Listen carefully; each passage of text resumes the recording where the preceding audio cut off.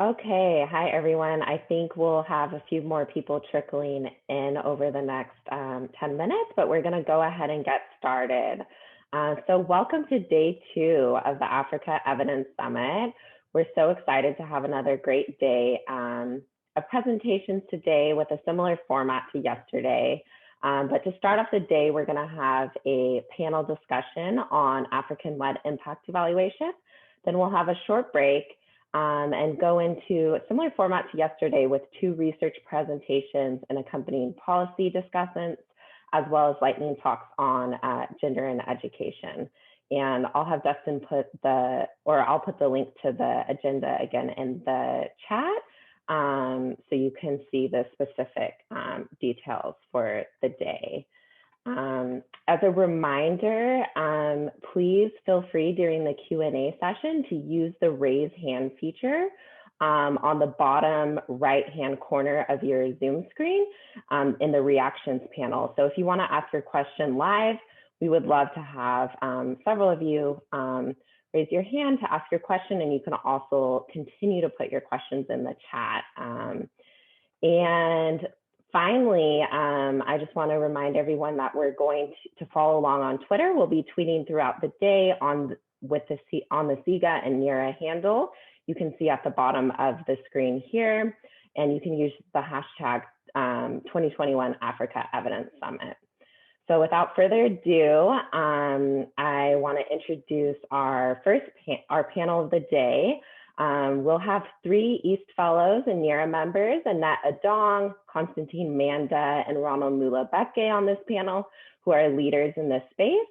And we'll also have Charles Amawate, who's the program director for DIWA, as well as Jane Mariara, who's the executive director for Partnership for Economic Policy. And Carson Cristiano, our executive director at SIGA, will be moderating the panel. So I'll go ahead and hand it over to Carson to start off the panel. Hey, thanks, Chelsea. And good morning, afternoon, evening to everybody who's joining. I guess we'll pull all of the videos up of the panelists now. Great. So it's nice to sort of see everyone again today. I'm delighted. I'm Carson Cristiano, the ED of SIGA. As Chelsea mentioned, I'm delighted to be moderating this panel on African-led impact evaluation to kick off day 2 of our evidence summit. Some of you will remember that yesterday we talked about why SIGA invests so much in building the capacity of researchers from low and middle income countries. We mentioned a few programs that we run, including EAST, the East Africa Social Science Translation Collaborative, and DIWA, Development Impact West Africa, that are designed to help bring more local voices into research and policy debates. And Maya noted that there's an enormous gap in terms of publications. So LMIC institutions accounted for less than 10% of randomized controlled trials that were published in the top 6 econ journals in 2020. The numbers, I think, are a lot more discouraging if you look specifically at research that's focused on Africa. Of course, using published RCTs as a metric for participation in development economics research is inherently flawed, because RCTs are not the only way that African scholars can contribute to social science that's shaping policy on the continent. And I definitely want to talk about that with my colleagues here today.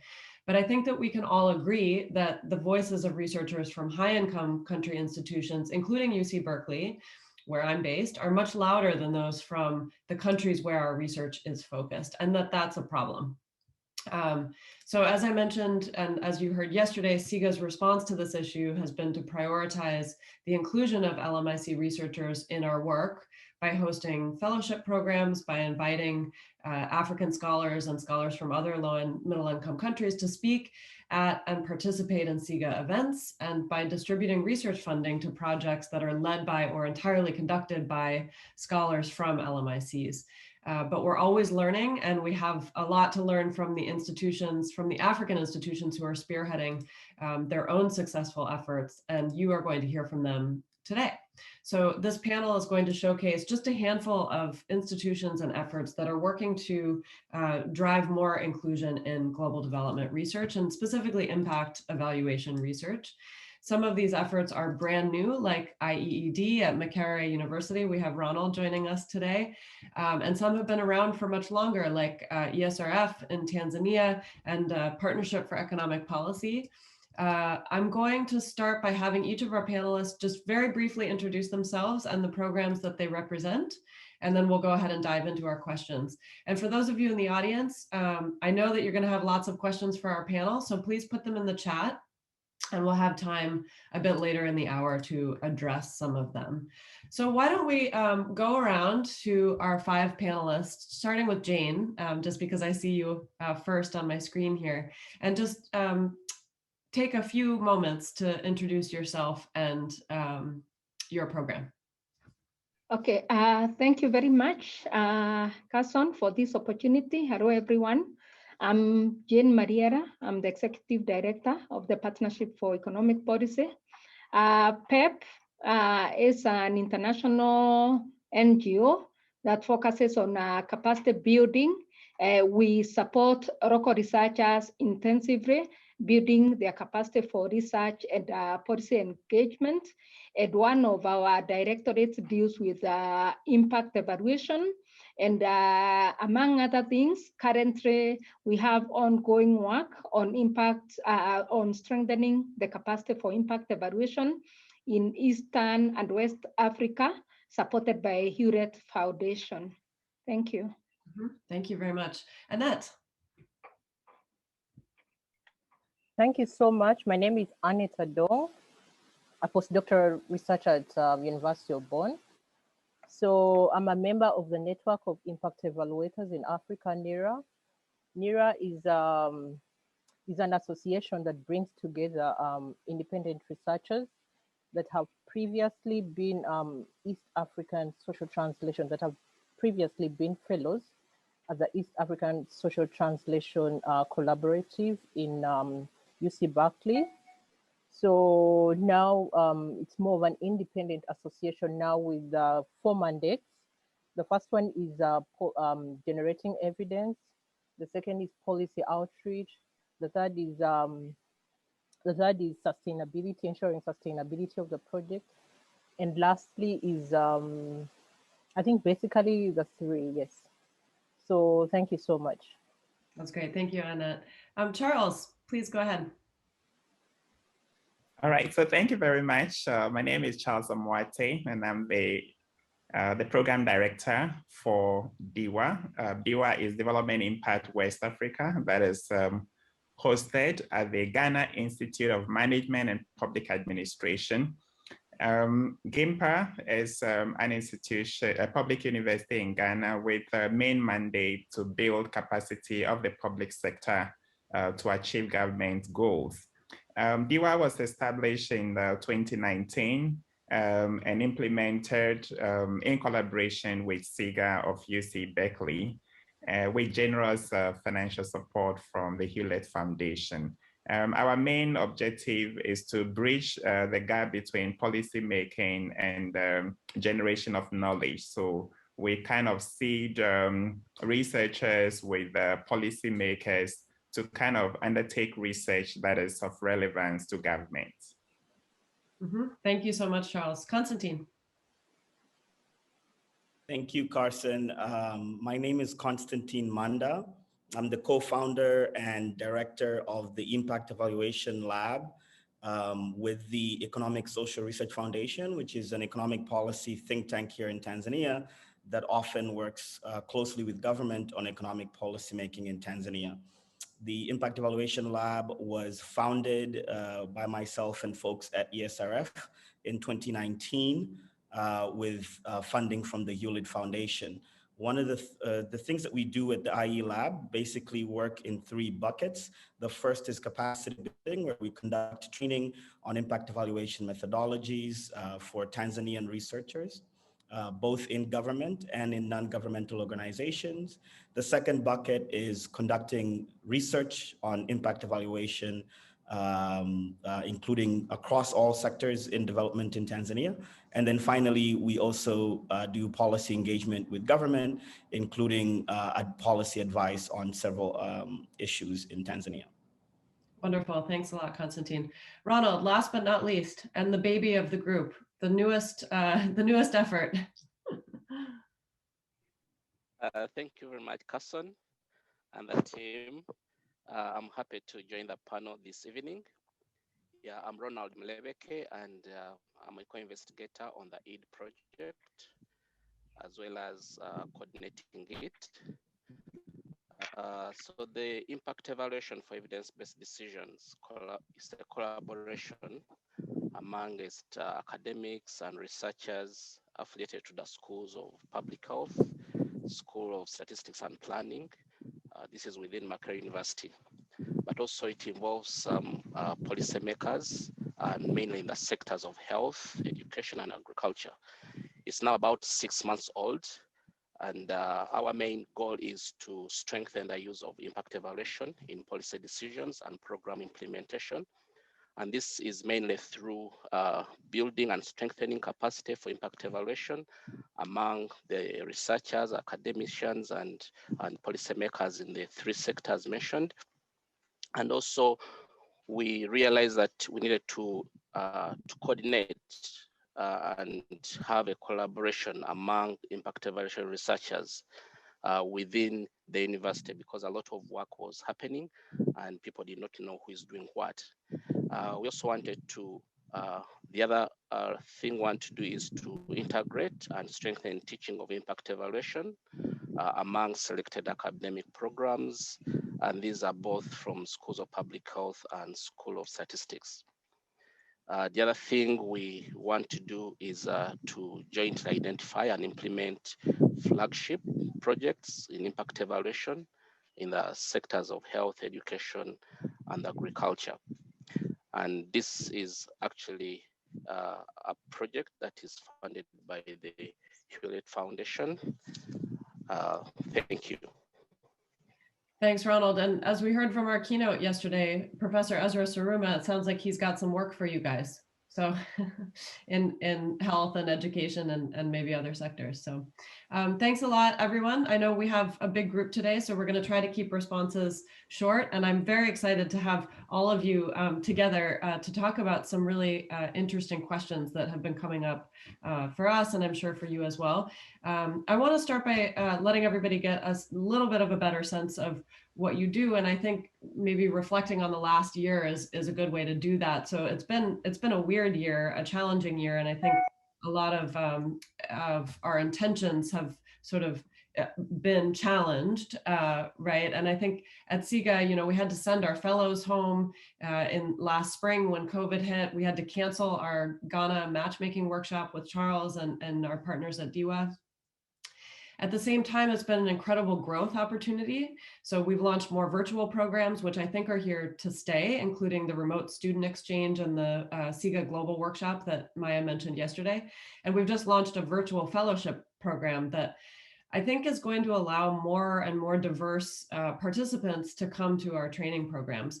And of course, with the United States and much of the world focused on diversity and inclusion now, or refocused on it, we've thought a lot about how we can go beyond our fellowships to help make development economics as, you know, as a discipline more inclusive.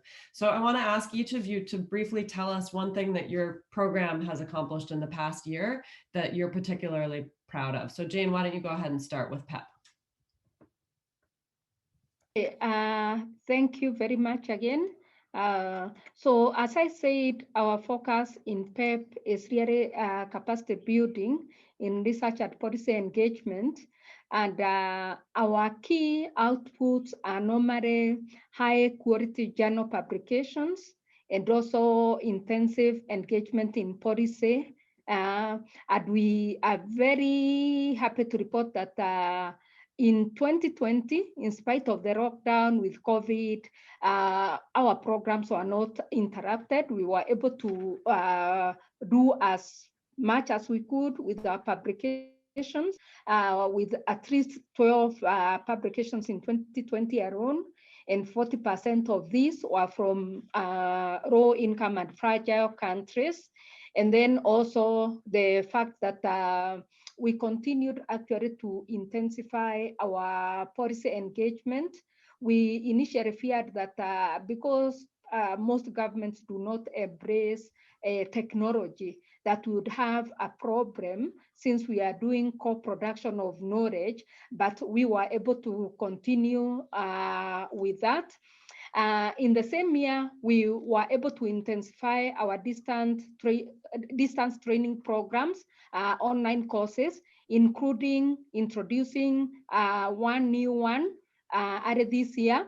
And we were able to have at least 62% of the participants, about 200 participants, 62% of them were from low-income countries. And finally, I think what we are most proud of is our impact evaluation research, because in spite of the onset of COVID-19, initially we delayed continuation of our field experiments, but within a short while, we were able to pick up, and we were able to proceed with them as planned, except for one case where we actually had to push it to 2021 because of the timing of or the nature of the timing of that particular experiment.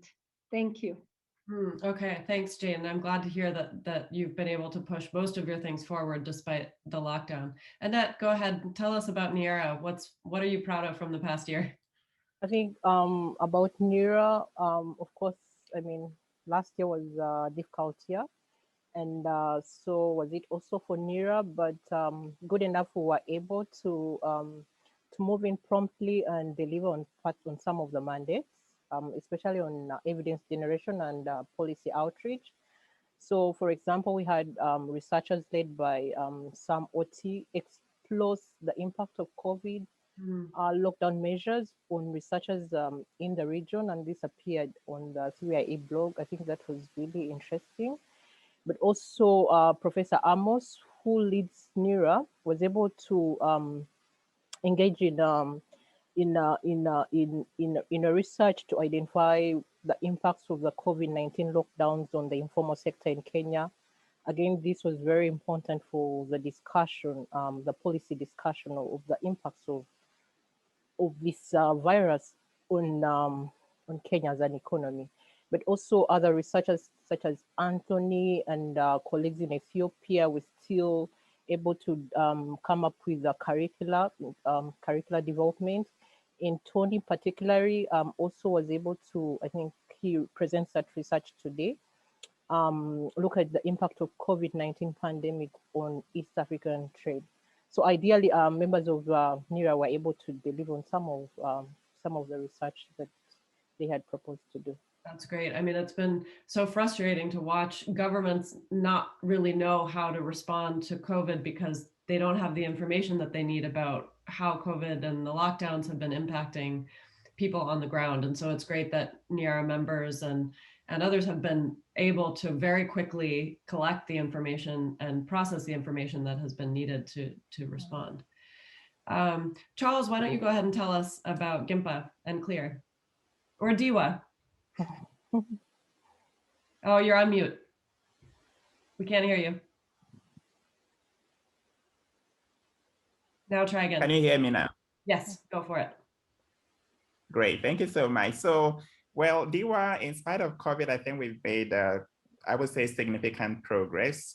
Our thematic areas have been, looking at three main issues. One is a training of researchers and policymakers in impact evaluation. We're able to do this successfully, though it has to be online because of the challenge of bringing participants together.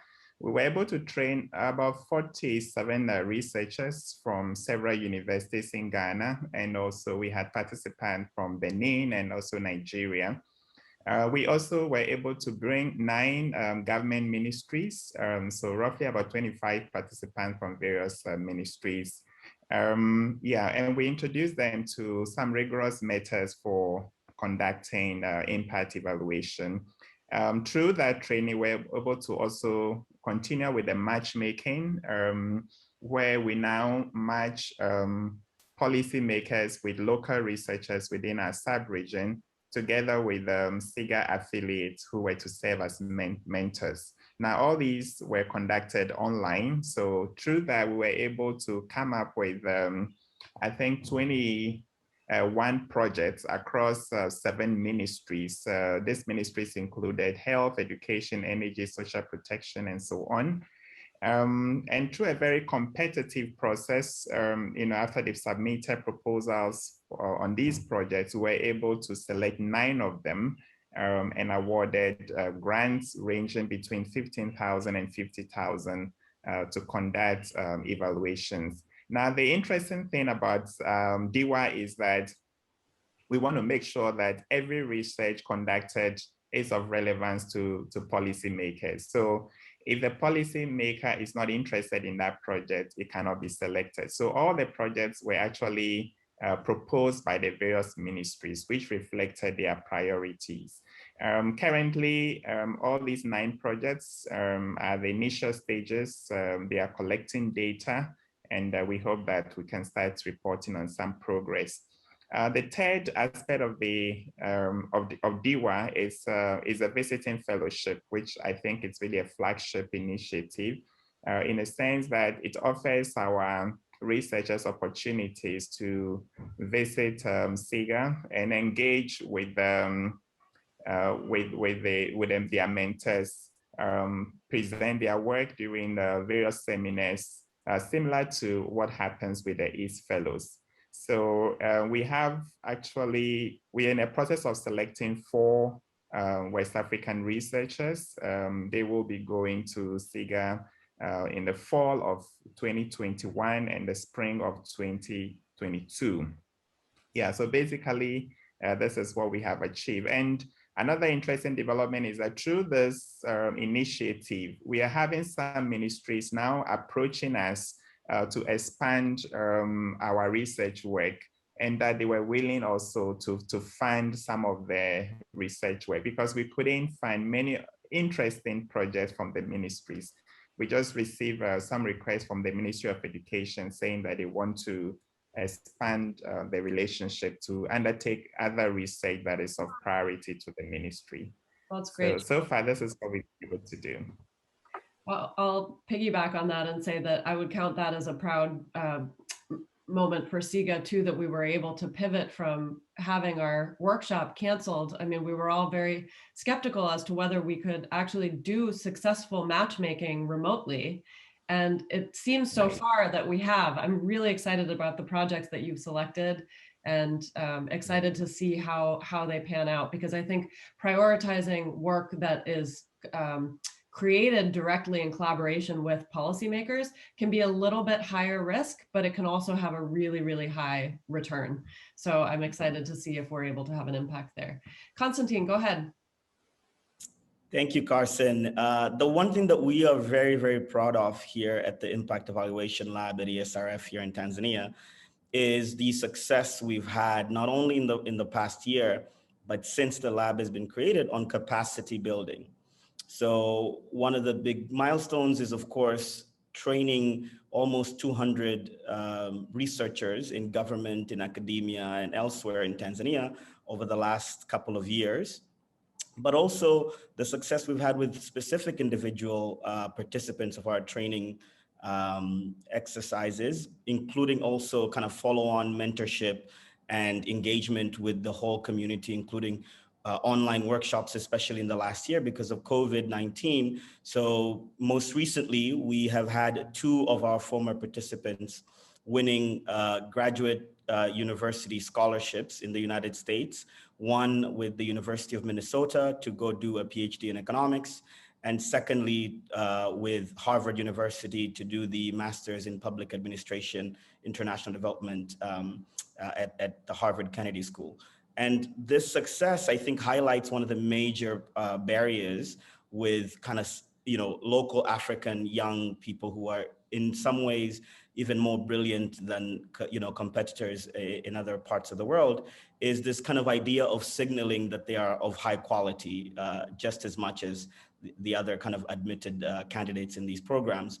And so one of the critical things that I think we've been able to successfully do is either through research mentorship to kind of elevate the quality of the research that they're conducting, But also, we have to admit that, a signal from Constantine Manda is not going to be as strong as a signal from Ted Miguel in terms of trying to get into these programs to create further research networks with these institutions that are important in terms of research output and include people who are really gatekeepers by either being editors in top journals or in many ways being members of these admission committees. So the biggest success we're really, really excited about in the last few weeks is seeing 2 of our former students, young researchers, get admissions to Harvard and the University of Minnesota. That's awesome, Constantina. And I'm glad that you said that, because it's a complement to a lot of the other work that groups, including SIGA, are doing. We focus on typically on fellows who have already obtained a graduate degree or they're in the process of obtaining. You're talking about the pipeline, right? And how do we really create an environment where African students can thrive and get access to the opportunities that they need to be part of this, to succeed in the system that exists. And we're going to talk about the system in a little bit. Ronald, I'm glad you're back. Can you tell us briefly about something that you're proud of from the last 6 months at IEED? I know launching it is something to be proud of. Thank you, Carson. Yeah, IEED is 6 months old at the moment, and we are just rolling out our activities.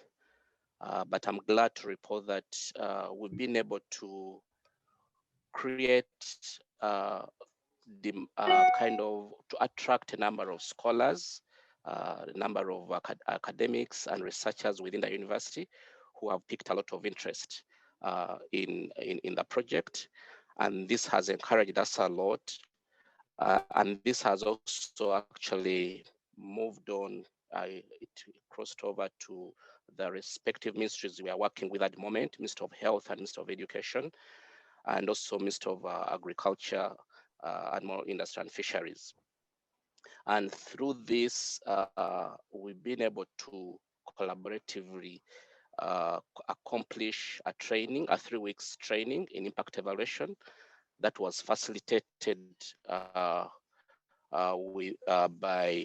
SIGA and 3IE, and this attracted over 35 participants across these 2, actually, Office of the Prime Minister, Minister of Health, and Minister of Education and Agriculture. We've been also able to have a number of researchers from the university that attended this training. The other thing we've been able to achieve at the moment is to jointly select research projects with Minister of Education and Health, and this has been done collaboratively through the Office of the Prime Minister. So far we are rolling out slowly, and we are believing that the terrain will keep smooth as we move on. Thank you. That's great, Ronald. Sounds like you're off to a really strong start. So I like this group because we have, a variety of different activities. There's obviously some overlap, but I also feel that these efforts are highly complementary. These groups are offering fellowships and training. They're supporting research led by African scholars. They're providing research mentorship, and they're also helping with this sort of pipeline issue of getting African scholars interested in research and then in the door in terms of access to education. So I want to jump into our first sort of debate question, which is, and we're going to do popcorn style, so we don't have to go in a specific order here. But we talked about this publication gap, and this is, the statistics that we keep citing to motivate our work are that, less than 8% of the top 5 publications related to Africa have an African co-author, okay? But every time I hear those statistics, I think, that's one way to measure inclusion. But I think that there are a lot of other ways to measure it too. And I really wanted to ask all of you, what do you feel is the state of inclusion in global development research? How do you measure success in this regard? And how, sort of a related question is, why is inclusion so important?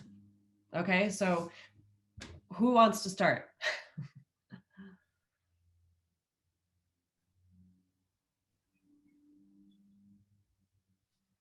So I can start, Carson. I think there are several issues with respect to inclusion.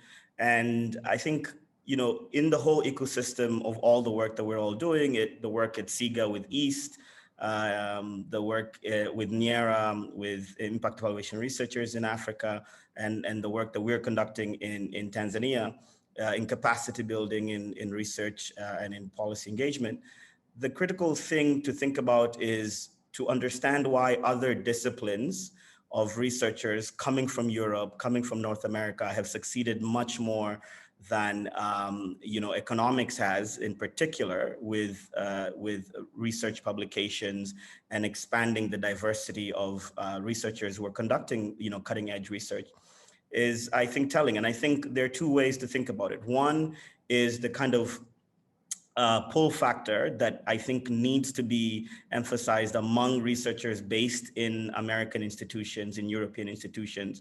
You know, take, for example, public health. Public health does a much better job of integrating local researchers throughout the research pipeline, so that after a decade or so of a particular public health sets of interventions in a particular public health organization, you start to see local researchers emerging as principal investigators, leading research projects, leading the whole research pipeline all the way to publications in the best journals. You start to see another generation of local researchers going into these elite institutions, becoming faculty members, contributing in the knowledge production in those institutions. And so I think there is that pull factor where researchers and academics based in the top universities in the US and Europe and elsewhere need to really try and think about why is it that they don't involve a lot of their local research assistants in the knowledge pipeline all the way so that they can be co-authors, so that signaling can be made so that they can go on to further studies and then come back and contribute to that research pipeline. And the second, I think, is coming from the local institutions themselves.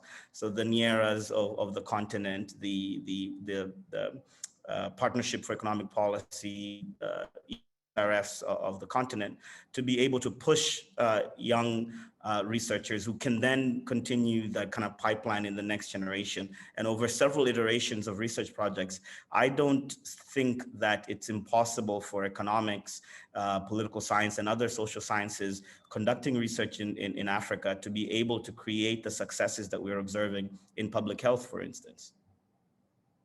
So, yeah, I think that that's an interesting point. And of course, it's one thing for, you know, faculty at top institutions in the US to give credit. I think they can, the low hanging fruit is that they can start acknowledging the contribution, like bringing in contributions from LMIC scholars and acknowledging those contributions. But there also may be a shift in norms that we need to see in the economics discipline and the development economics discipline across the board. And that may take a little bit longer and require maybe more input from at an institutional level. So we can all think about that. Who else is ready to, yeah, Jane, go ahead. Okay, I can say something. I was not sure whether whether I got the question different, but maybe just to quickly talk about first, maybe the current state of inclusion. I know you've talked about the numbers. I'll just say that actually in 2020, we commissioned some of our research fellows to assess the issue of marginalization of Global South researchers in the field of economic development research and policy, not necessarily impact evaluation, but broadly in global development research. And one of the papers that they did, they analyzed 15 development journals on Elsevier's corpus database. And what they observed is exactly what Carson, you said, that there's a much larger number of citations to northern authors. We know that is a fact, but we now have data that we've actually corrected, that this was followed by citation to co-authors among northern and southern authors. And finally, of course, what comes last, as we know, is southern authors, irrespective of where they are residing. And then one of the other things they highlight is that even journals which have a lot of emphasis on the southern areas, such as, for instance, the Journal of African Economies, the China Economic Review, and so forth have a predominance of citations from Northern researchers. So there's a lot of evidence for that.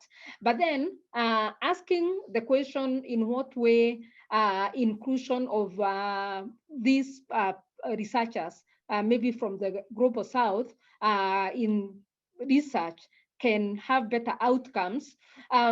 What we have seen, or what we know from our initiatives, is that involving the researchers from the low-income countries will, of course, bring a deeper understanding of the social, political, and economic contexts of the countries than the outside experts. And I'm sure that even in SEGA, that's why you try to kind of match make, because the local researcher, even if they may not be at a very high level, have a better understanding of the local context, is better able to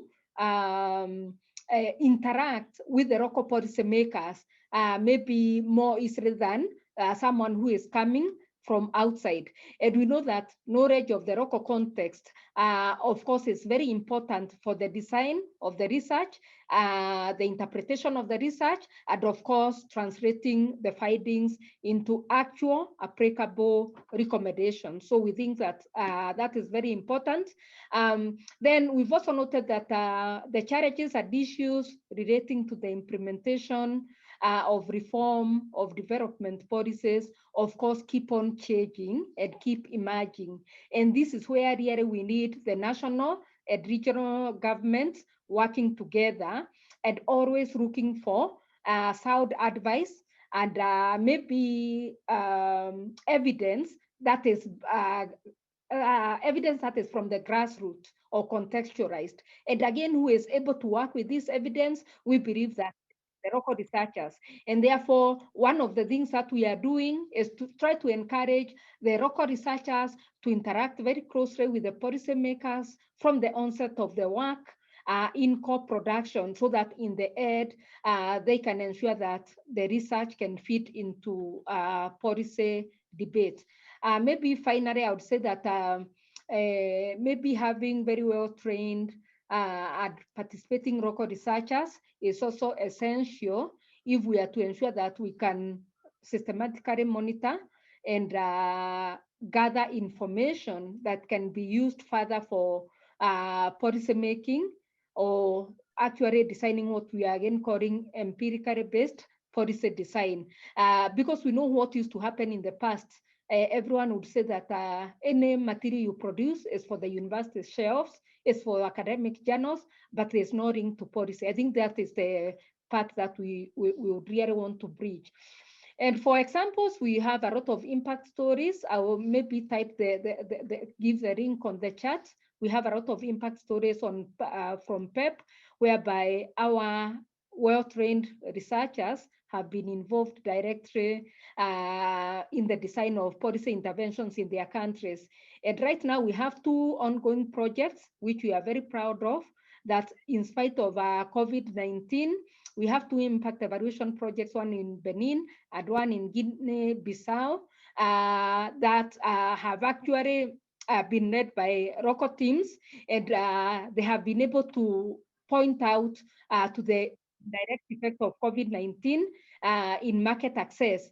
And these researchers actually are already being asked to help the government in dealing with issues of COVID-19 or COVID-19 policies. Thank you. That's great, Jane. And I think this is a common theme actually throughout this summit, is that the co-creation of research with policymakers is a very good way to ensure that the evidence is relevant and that it is useful and used by policymakers. And I think involving local scholars, you articulated that very well. Why is inclusion so important? Because these relationships, I think, are much easier for the trust that's sort of critical in forming these relationships is more easily built by researchers from the local context. And Charles, that's why we've set up DIWA the way that we have, right? Yeah. Charles or Annette, do you want to add? And I think so Rahul is still with us. He just has his video off. Go ahead, Charles. Okay, so great.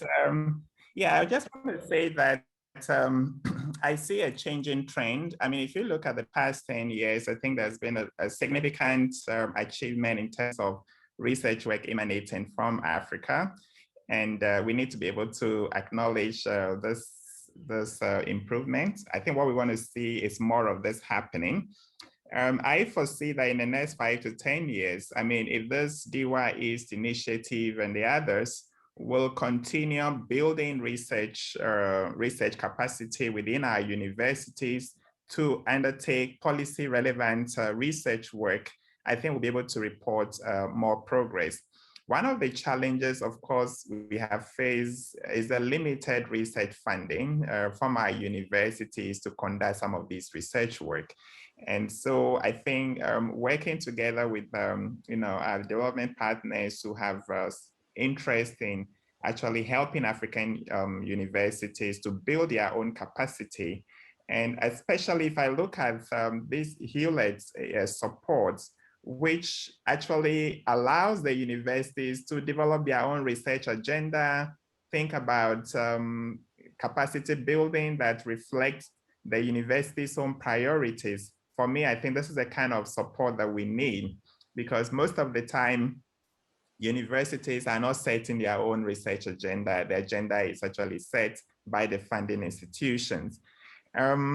The other thing is we need to promote our own African journals. I mean, definitely if you are an African and you want to publish something that is done somewhere in Ghana, it might not necessarily be of interest to many of these journals who want to see what is happening in China and, Singapore, Malaysia, and others. So I think that it is time for us, as part of promoting our own development agenda, to think about how we can promote our own channels for disseminating our research. Let's improve on the quality of the journals in the region so that we can be able to sell our own outputs. So that's what I want to say. Thank you for saying that, Charles. I think I was reading an article recently that talked about, if you look at the top economics journals, for example, very, very few, if any, of the editors are African, right? And so we have a system, this was the system that I was referring to earlier. It is very global north or high income country centric. And so does that system, do we need to break the system or expand the system by, let's say, creating more African journals, or I don't know, thinking about other definitions of successful research than you've published in an existing top economics journal? Constantine, do you have thoughts on that as somebody who has published in a top economics journal? Do you feel that that is, an acceptable way to define success and inclusion of African scholars, or should we rethink the way that we define that? No, I think the long-term ultimate goal should be to have greater representations in editorial boards within the top journals. I mean, when we talk about inclusions within the top econ journals, we're not just talking about geographic inclusion, right? But also gender as well. I mean, we've seen with, folks like Esther Duflo taking on the helms of top journals and the type of research that how diversified it is, and the impacts of having people who are as diverse as possible also in these editorial boards. So I completely agree. I don't think we are going to have the success that we observe of Latin American researchers, that we observe of Asian researchers who have been able to succeed in many ways precisely because they sit in faculty positions in these top departments. They sit within the editorial boards of top journals. And so if Africans are going to be greatly or proportionately represented in those gatekeeping positions, there is a need for eventually the ultimate goal should be to have many more African scholars sitting in these departments, sitting in these editorial boards, making decisions on funding, on publications that have impact across a diverse spectrum of the profession. Yeah, that's great. Annette, do you want to add to this? No, to add to that, I think, of course, it does matter on who sits on the editorials of these journals, but also maybe to just start with beyond, the process of publication, the submission, the reviews, and then it gets published. But also at the submission level, still we're seeing a very low percentage of Africans actually doing the submission to not only these top journals but also our own journals. So definitely, maybe there is a problem there which we should acknowledge. So that brings me to maybe the second issue that we have to think about is, so where is the problem? Is it a capacity issue, or is it a funding issue? I know my colleagues Jane and Charles and Constantine have hinted a little bit on where the challenges could be coming from. And one thing that comes up, of course, the capacity issue. Still, I refer to this report that was produced by Hewitz, I think, and also another researcher from South Africa, that also Maya referred to yesterday. That capacity, for example, in impact evaluation in Africa actually seems to be immense than what we know on ground. So so if that is not the problem, then I think perhaps the biggest problem comes around funding. And funding, of course, right now, most of the research we are depending on external funding from the north. But what about our local governments? To what extent have we engaged them to fund research? And in that regard, perhaps maybe the funding is not happening in our local economies, because maybe the policymakers do not see the relevance of our research. So I think a step in the right direction, and which I usually like to cite, is ensuring that the policymakers understand the relevance of the research that we are doing. And for me, an example that I usually cite out is the Office of the Prime Minister in Uganda, the Monitoring and Evaluation Department. I think it has reached a step where they are very receptive to impact evaluations, because first, of course, our interactions with them, the East Fellows, but also with the 3IE, and I see a step in the right direction, that any programs they're now considering, thinking about randomized controlled trials using government funding, but also, of course, the external funding never misses out. And then for the capacity issue, in as much as maybe to some level there's some steps that have been made, I think more steps. I mean, today we have had in this panel that almost every organization is doing some bit of training. And I would like to emphasize that this training should be, deliberate and systematic. I like to see the approach that IAED takes, where lecturers are going to be trained, and then we go to the curriculum development, and then we reach the students in close partnership with SEGA affiliates, but also with mainly in partnership. So I think that is a step in the right direction, and I see I'm very optimistic that we are getting there. That's great, Annette. Thank you. Ronald, do you want to add? Just to add on to what the colleagues have mentioned, where does that problem come from? Maybe one of the things we could be thinking about, where the priorities for research set from. Research priorities, where are they set from? Is it from the African countries where the research is done from? Is it set by the funder? Is it set by the development partners?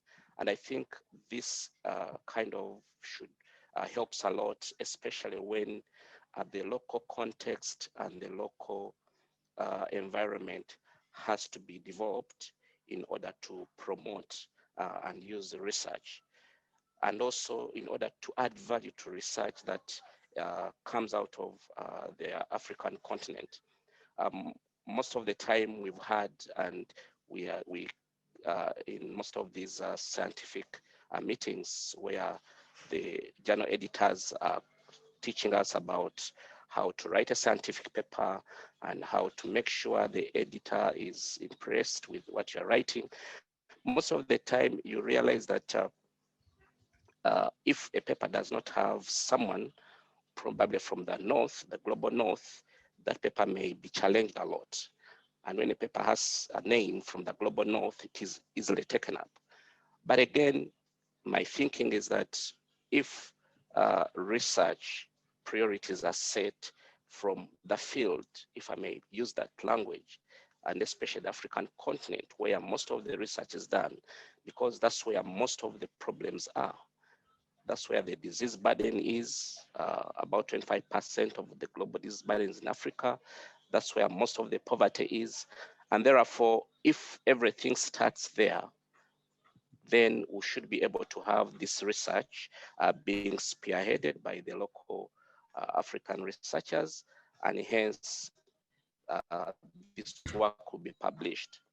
But also we need to, someone has mentioned about African governments trying to promote research or getting funding for research. This is another very important aspect, probably because if the development partners actually, if they are putting aside funds for research, most likely they will set the agenda. But if the African governments can also put aside funds for research to fund their local research, this can also help to promote the African researchers. Annette has already mentioned about the approach that EAT project is using, which is actually aimed at promoting or developing local scholars in Uganda. This is quite helpful, and I hope this will help us to go a long way, thanks to the Hill Foundation, that enabled us actually to make sure that we generate what we really need according to the context. And we've gone ahead to collaborate with Office of the Prime Minister and with the respective ministries to be able to generate these research topics. Hopefully this will be able to give us the lead, even as we are collaborating with SEGA to actually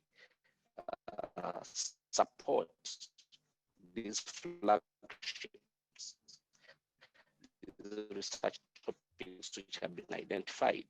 And here we are saying, yes, we want to take the lead, but also we need support, we need a hand, we need a mentoring hand.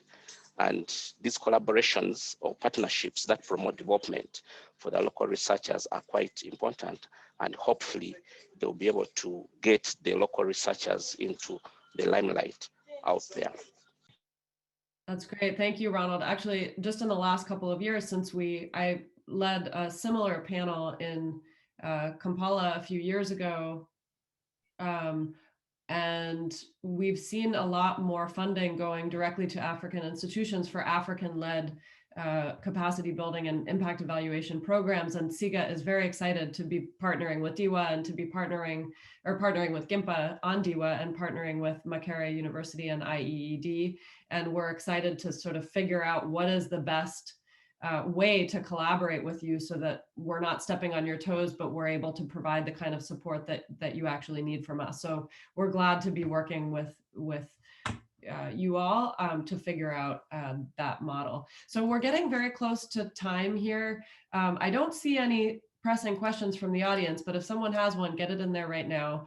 I love that we've sort of transitioned naturally to my final question, which was what barriers to the inclusion of African scholars remain and how can we address them? So we talked about lack of funding for African scholars, and Ronald, you mentioned how some of this funding should come from African governments to really promote African researchers and demonstrate value, lack of capacity, and also lack of not just to conduct the research, but to develop their own agendas rather than needing to be, responsive to agendas that are set by other institutions, including funding institutions. We talked about lack of African journals or African representation on editorial boards and how that sort of makes the incentive structure not work well for African scholars. And Annette, you mentioned the publication process itself. So how do we get more submissions from African scholars? And those are all great. And I'm wondering in the last few minutes, if you all could mention very briefly, what gives you hope? What are you optimistic about for the future, thinking about these challenges? All right, so Kaisa, maybe I can start. Right. Yesterday we were privileged. I mean, GIMPA, we were privileged to host the Minister of Education who, gave a talk presenting his policy agenda for the Ministry of Education because he was just appointed. And there's something amazing happening. I think that leadership at the political level is very key in driving some of these changes. Now, what this new minister has done, he has actually formed what we call the Education Sector Research Group, consisting of top researchers from various universities in Ghana. They meet regularly to set what we call the Education Sector Research Agenda. Now, the ministry on its own is funding research in very key areas, right from basic education to tertiary education. So the ministry is setting its own agenda and ready to commit its own funding to undertake research that is of priority. And I think that, and fortunately, GIMPA, we happen to be part of the research group. And I think this is something that can be replicated in various ministries and various countries so that the research coming out of these, the findings will be absorbed for policy decision making. That's really exciting, Charles. Thanks for sharing that example. So I've been told that we can take 5 extra minutes. Of course, that means that we're taking 5 minutes of your break. So if anybody needs to run off and grab coffee, please do so. But Jane, go ahead. Tell us why you're optimistic. Oh, you're on mute. Okay, thank you. Thank you very much. What we are very optimistic about. Okay, basically what I would say is that we are saying that there's marginalization of Southern researchers. It's true in many respects. I know we didn't, Carson, we didn't really have time to tackle question 3, but I think we have all the pointers. But I think we are very happy with what we have done to date and what our sister institutions, including all the institutions represented here, are doing. So the way I look at it is that the capacity that we have built so far is already important. We have capacity to carry out successful impact evaluations, even by African researchers themselves, maybe with a bit of mentorship, with a bit of capacity building. And this is actually growing in the continent. It has been doing so over the last 1 decade. We have better capacity for data correction. I know there's a time that no one wanted to think about primary data because it was believed that the data that would come out would not be useful. But we have evidence that we can correct very good data for field experiments, for randomized control trials. I believe that that is not a mean achievement. Also, there's increasing awareness within governments about the need to implement evidence-based policies. We no longer have the very clear-cut silos between researchers and government. I think this idea of co-production coming together is another achievement that we cannot downplay.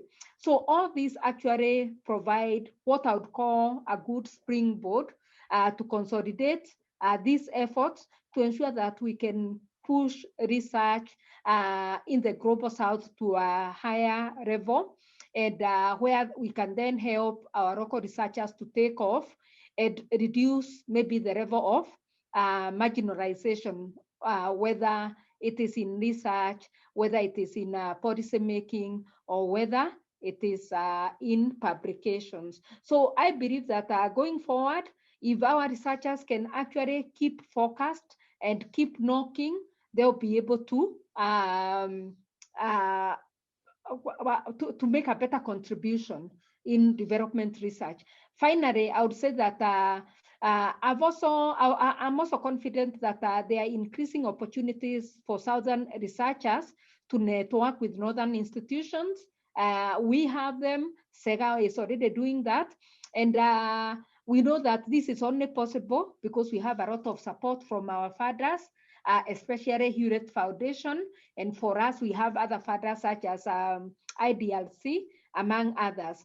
I think this networking opportunity is what is going to help bridge the gap between research quality, publications, participation in international fora, and so forth.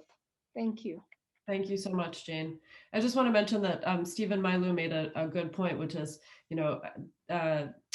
GIMPA has already formed these linkages with the Ministry of M&E in Ghana. How can some of these other institutions do that so that there's a clean interface between what happens at the institutions and what the ministries are doing so that the response support can be responsive? Annette or Constantine or Ronald? Yeah.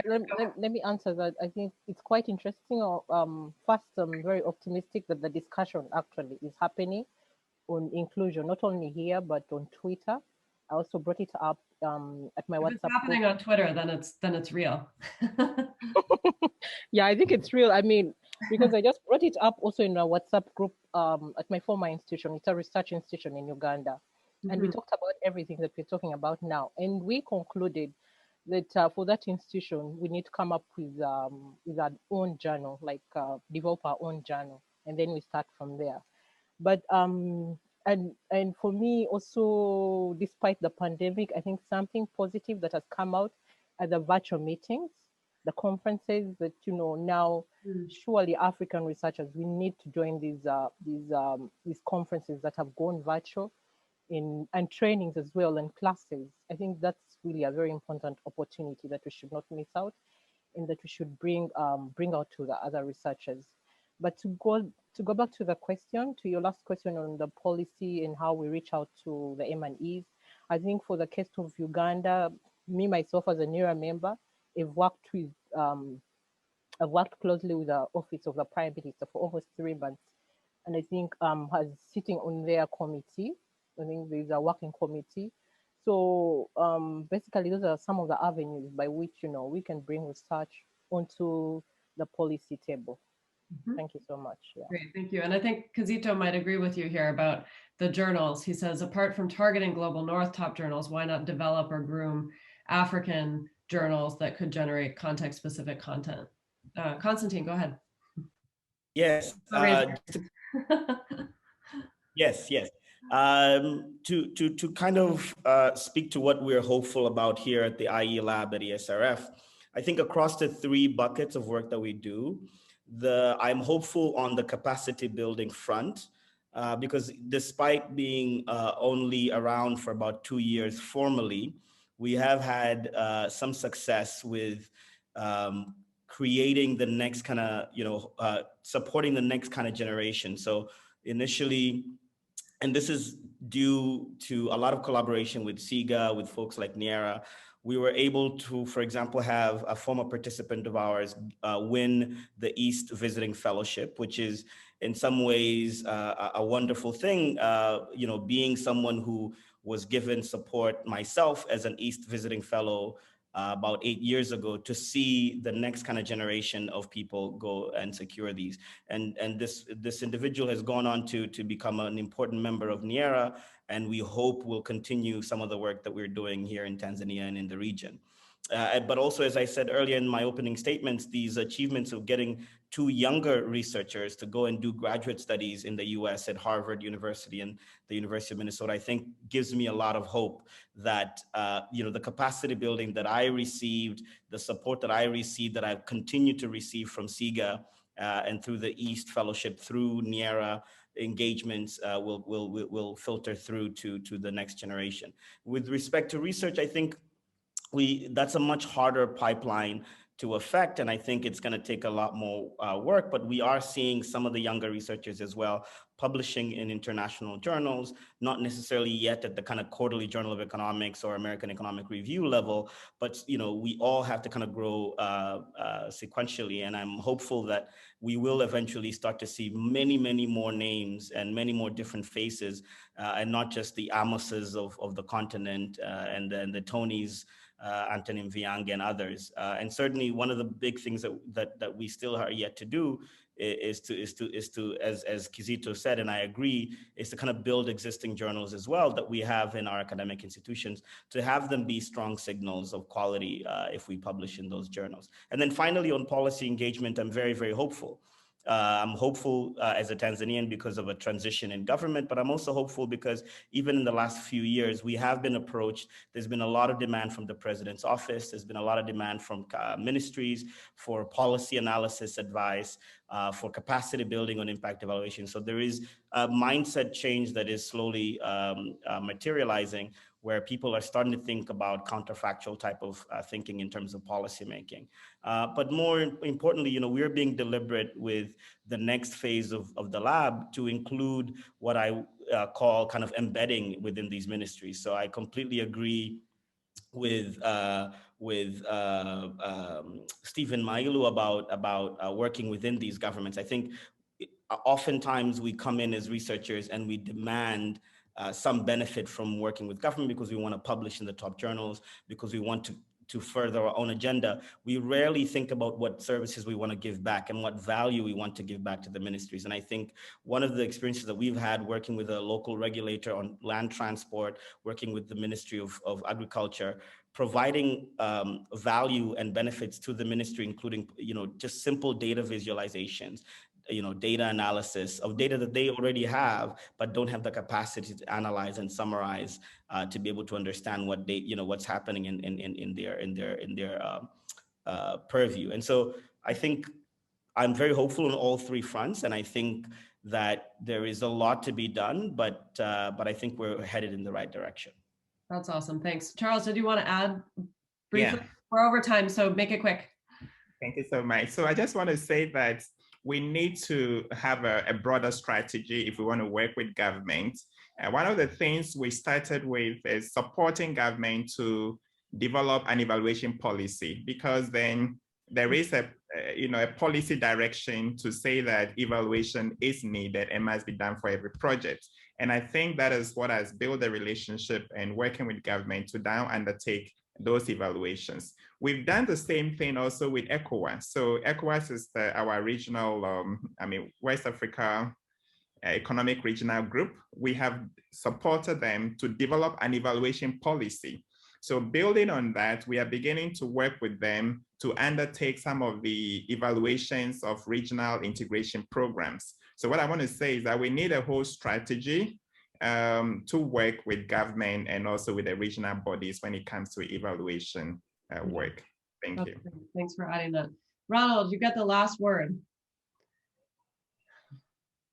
Yes, I think as we continue to promote development of the local researchers and carrying out joint projects or research projects with policymakers and program implementers, I believe that this is going to create an environment and the context in which a lot of evidence is going to be used for policy decision making in our governments. And also it's going to encourage probably even the putting in place funds that should be able to promote research. For example, the Ugandan government so far has put out 3 grants for the COVID research since the COVID time, and this has actually promoted a lot of research projects within the universities, public universities within the country. And this has been very, very helpful. So as we continue partnering and working jointly with governments, we should be able to go a long way to promote evidence use in our countries. Thank you. That's great. Thanks a lot, Ronald. So I want to make sure that folks have a 5-minute break before we go to our next session. I'm so grateful that all of you have joined us. Jane, Annette, Charles, Constantine, Ronald.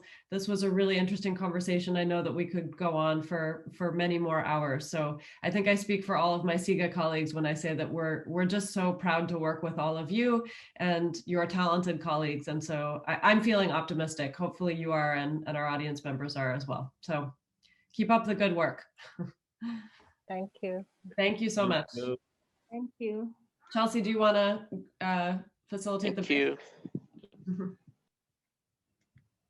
Yeah, so we'll just have a 5-minute health break for everyone, and we'll be coming back with a presentation from Anthony Mavanje and his policy discussant, Sarah Kamani.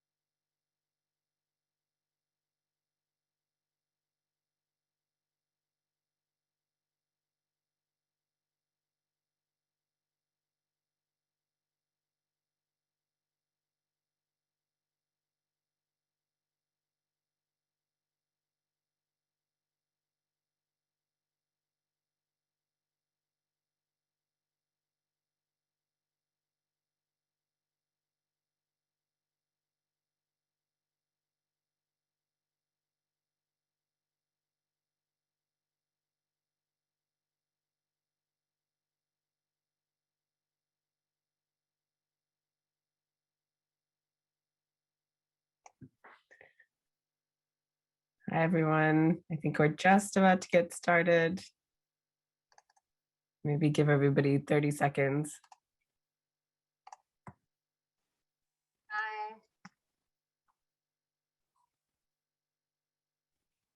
Okay, I think that we'll go ahead and get started, and I'll introduce our speakers for the next session. So that was such a wonderful panel, and I'm really excited to have Anthony Mweyange and Sarah Kimani present next.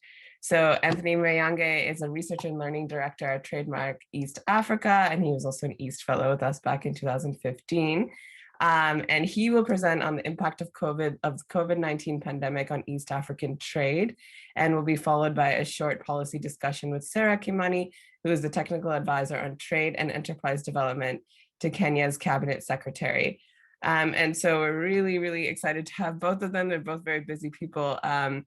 So without further ado, I'll let them take over. And just to mention that for this research session and the next one as well, we're taking a slight break from our traditional micro impact evaluation and having Tony present on more macro issues, as well as Josh in the next session will use more data science methods than our usual. So with that, I'll let Tony go ahead.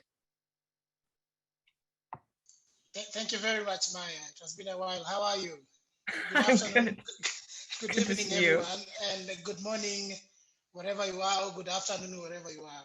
I'm so happy to be here. It has been a long while. The last time I presented in the East. All right, let me dive into the presentation. So perhaps I should give the context of the presentation. What some of you might be wondering, why waving and drowning? Okay, that's a very catchy title. So waving and drowning, think of yourself on a beach and you're seeing somebody from afar swimming, and you're not sure whether that person is actually waving, that he's having a good time, or is drowning. And this is precisely what is happening with COVID-19.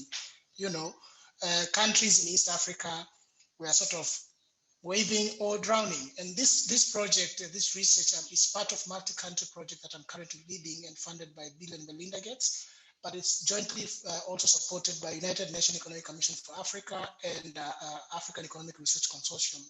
So it's three big institutions in East Africa who came together to actually do this work. Now, just to give a sense of the presentation, I want to first start off with what is the global context? What are the issues on COVID-19? And then I'll bring it down to the report and why East Africa, and what are the key findings, what are the policy implications? And I'll also pose what are the next steps East African economies can actually look into to improve trade in their region. So if you look at the global context, if you look at the bigger picture at the global level, in terms of patterns of global trade, actually things were bad, I would say that way. Global trade growth was decelerating prior to the crisis, and we are actually going to see what happened afterward. If you look at the trade patterns over the past, say, 15 years or so, they were sort of on the downward trend. If you look at the annual growth of GDP globally, has also been declining, pretty much flat, so to speak. And in the last 2 years before COVID, it was sort of declining. Okay, so this is the bigger picture of what is happening globally. Now, what about value chains, global value chains? So if you look at the bigger picture of global value chain, this graph was extracted from World Bank Development Report 2020, which focused on global value chains. It shows that even global value chains started to stall just before crisis. Of course, the pattern now is they've started picking up, with China actually leading North America and Europe. And what about Africa? What do we learn from South-South trade? If you look now, while all these other global development were happening, Africa was actually picking up. If you look at the South-South trade, it actually has grown dramatically since 2000, okay? And then we want to actually get a sense what is happening now with COVID-19, particularly drawing down on East Africa. So you see, things were very promising for Africa, and especially particularly in East Africa. When you're talking of Africa is growing, a huge chunk of that growth is particularly coming from East Africa. Hey, Tony, could you make your slides full screen if that's possible? Just make it easy. Okay. Presenter mode. And please tell me if I'm too fast. Sometimes okay, I'm too fast. Thanks. All right, thanks. So now what about when COVID-19 hit the world? So first of all, there were fears of collapsing global trade.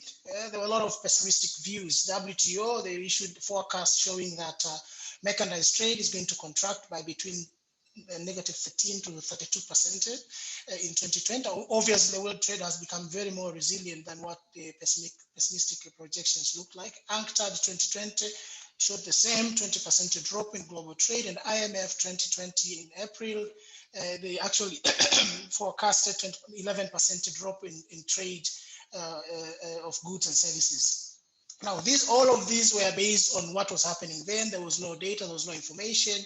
And actually, we have written quite a number of pieces last year at the Brookings Institute trying to sort of show that things actually have been happening differently than what people thought before.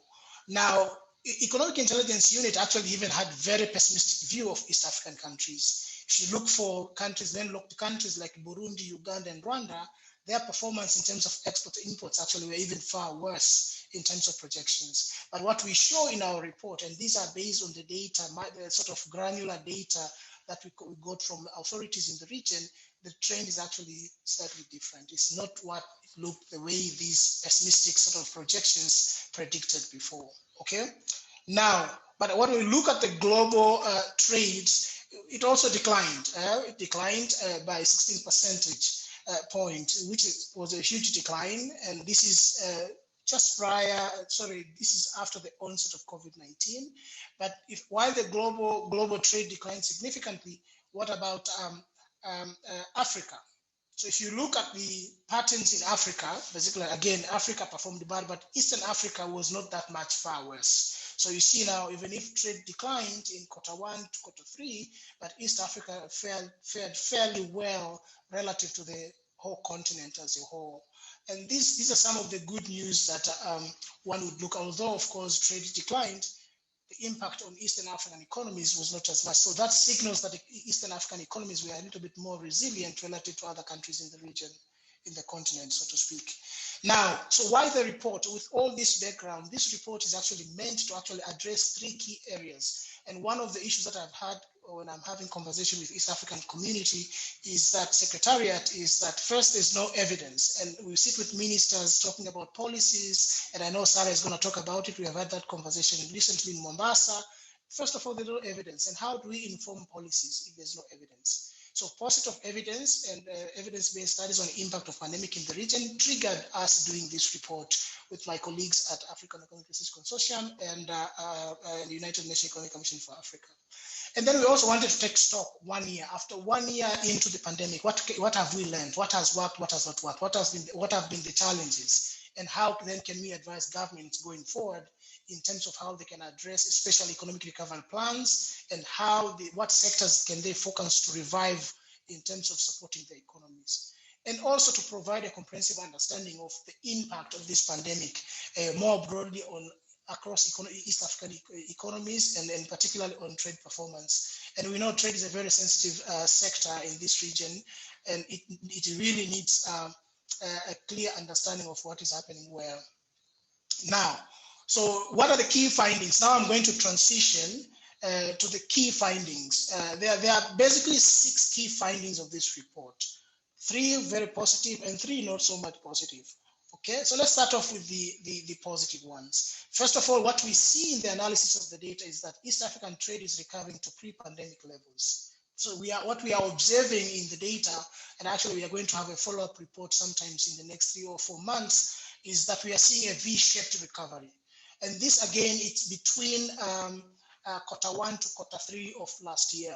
Okay, we have not factored in the new wave of pandemic that is happening in the region, to what extent that can be detrimental to trade performance, but at least from what we had in the last 3 quarters of 2020, we saw that there's a sort of a V-shaped, and you can actually see in the graph across countries, trade declined and it started picking up along the way. That's one of the key findings we find from this study. And second, we see some drivers of EAC export recovery. And here, if you look across countries, for example, for Kenya, there's an increase in exports of manufactured products, especially within intra-EAC trade has actually increased significantly, and I'm going to talk about it shortly. And then also increases in industrial supplies, non-food and capital equipment have also increased. And if you look at other countries, for example, Tanzania, because of the global shocks of gold prices, Tanzania has actually gained quite significantly on export of gold.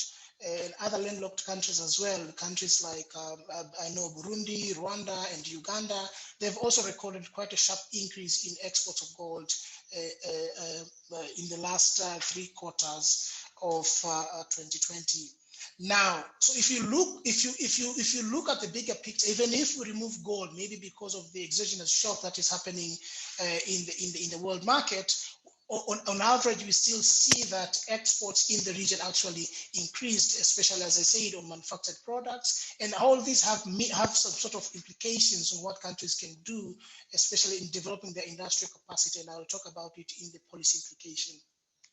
Now, we also did test what we call structure break. We wanted to look at what drives, is it coronavirus driving these impacts on exports and imports? And what we find is that, yes, indeed, corona had impacts on exports and imports. And this was the sort of a summary of the structure break test that we did across different countries. And we see, for example, in Kenya, structure break started in April, although marginally significant. The same applies to Rwanda.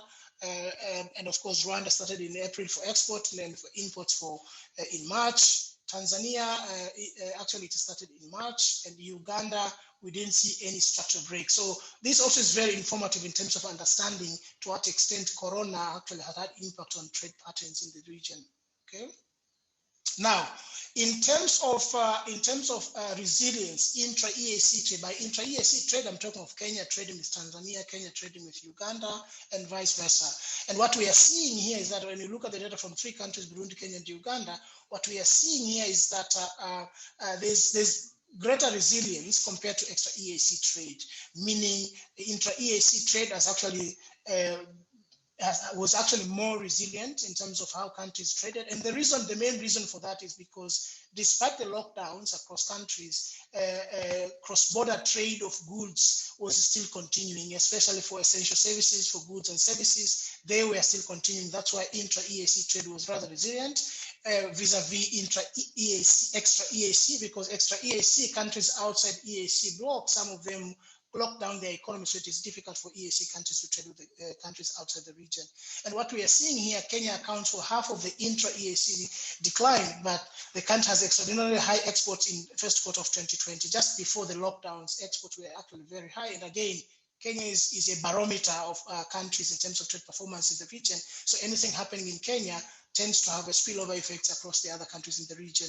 In terms of the performance in other countries, we actually see spikes in exports correlated with the surge in minerals. As I said, countries like Tanzania, Burundi, Uganda, and Rwanda recorded quite a significant increase in mineral exports to the rest of the world. To other countries outside EAC. Now, so those are the three sort of positive news that we have in this study, in this report. And what are the negatives?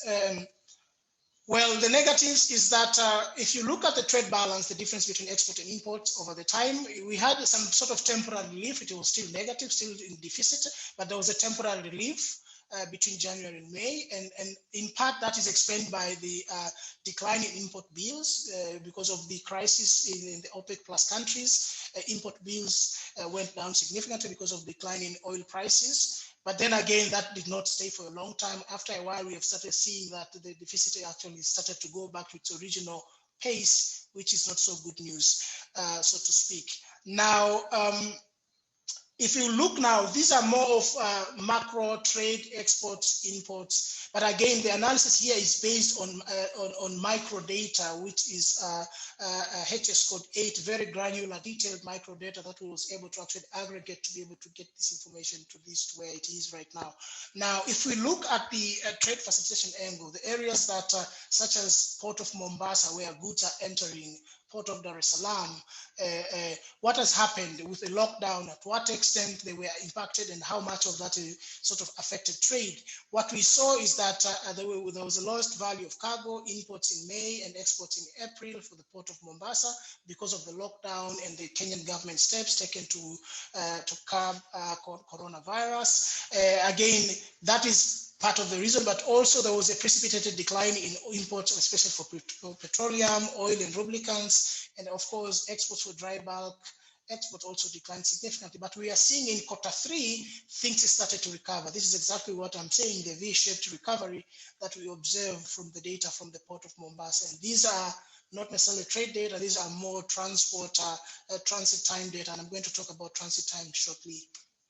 For the Port of Dar es Salaam, we see pretty much similar trends, decline in the value of cargo, going down imports and exports, although slightly different at different period of times. But what was the trigger? Precipitated decline in imports by Tanzania, it imported less, and also export to DRC of Congo. Tanzania is on the central corridor, so all cargo that are going through Congo landlocked, they go through Tanzania to DRC of Congo. So when exports to Congo declined, also of course in Q2, it also had an impact on the performance of the port more generally. But in Q3, we see subsequent recovery, and we see that actually trade patterns and cargo throughput across the Port of Dar es Salaam and Port of Mombasa have also started to recover, which is a good sign that countries have started to bounce back from coronavirus. Now, the second bad news, and when we analyze cross-border trade, and here we are looking at granular data, micro data at the borders, and as an example here, it's in Uganda and cross-border trade that's happening between Uganda and the neighboring countries. What we are seeing here is that Corona has adversely affected informal cross-border exports.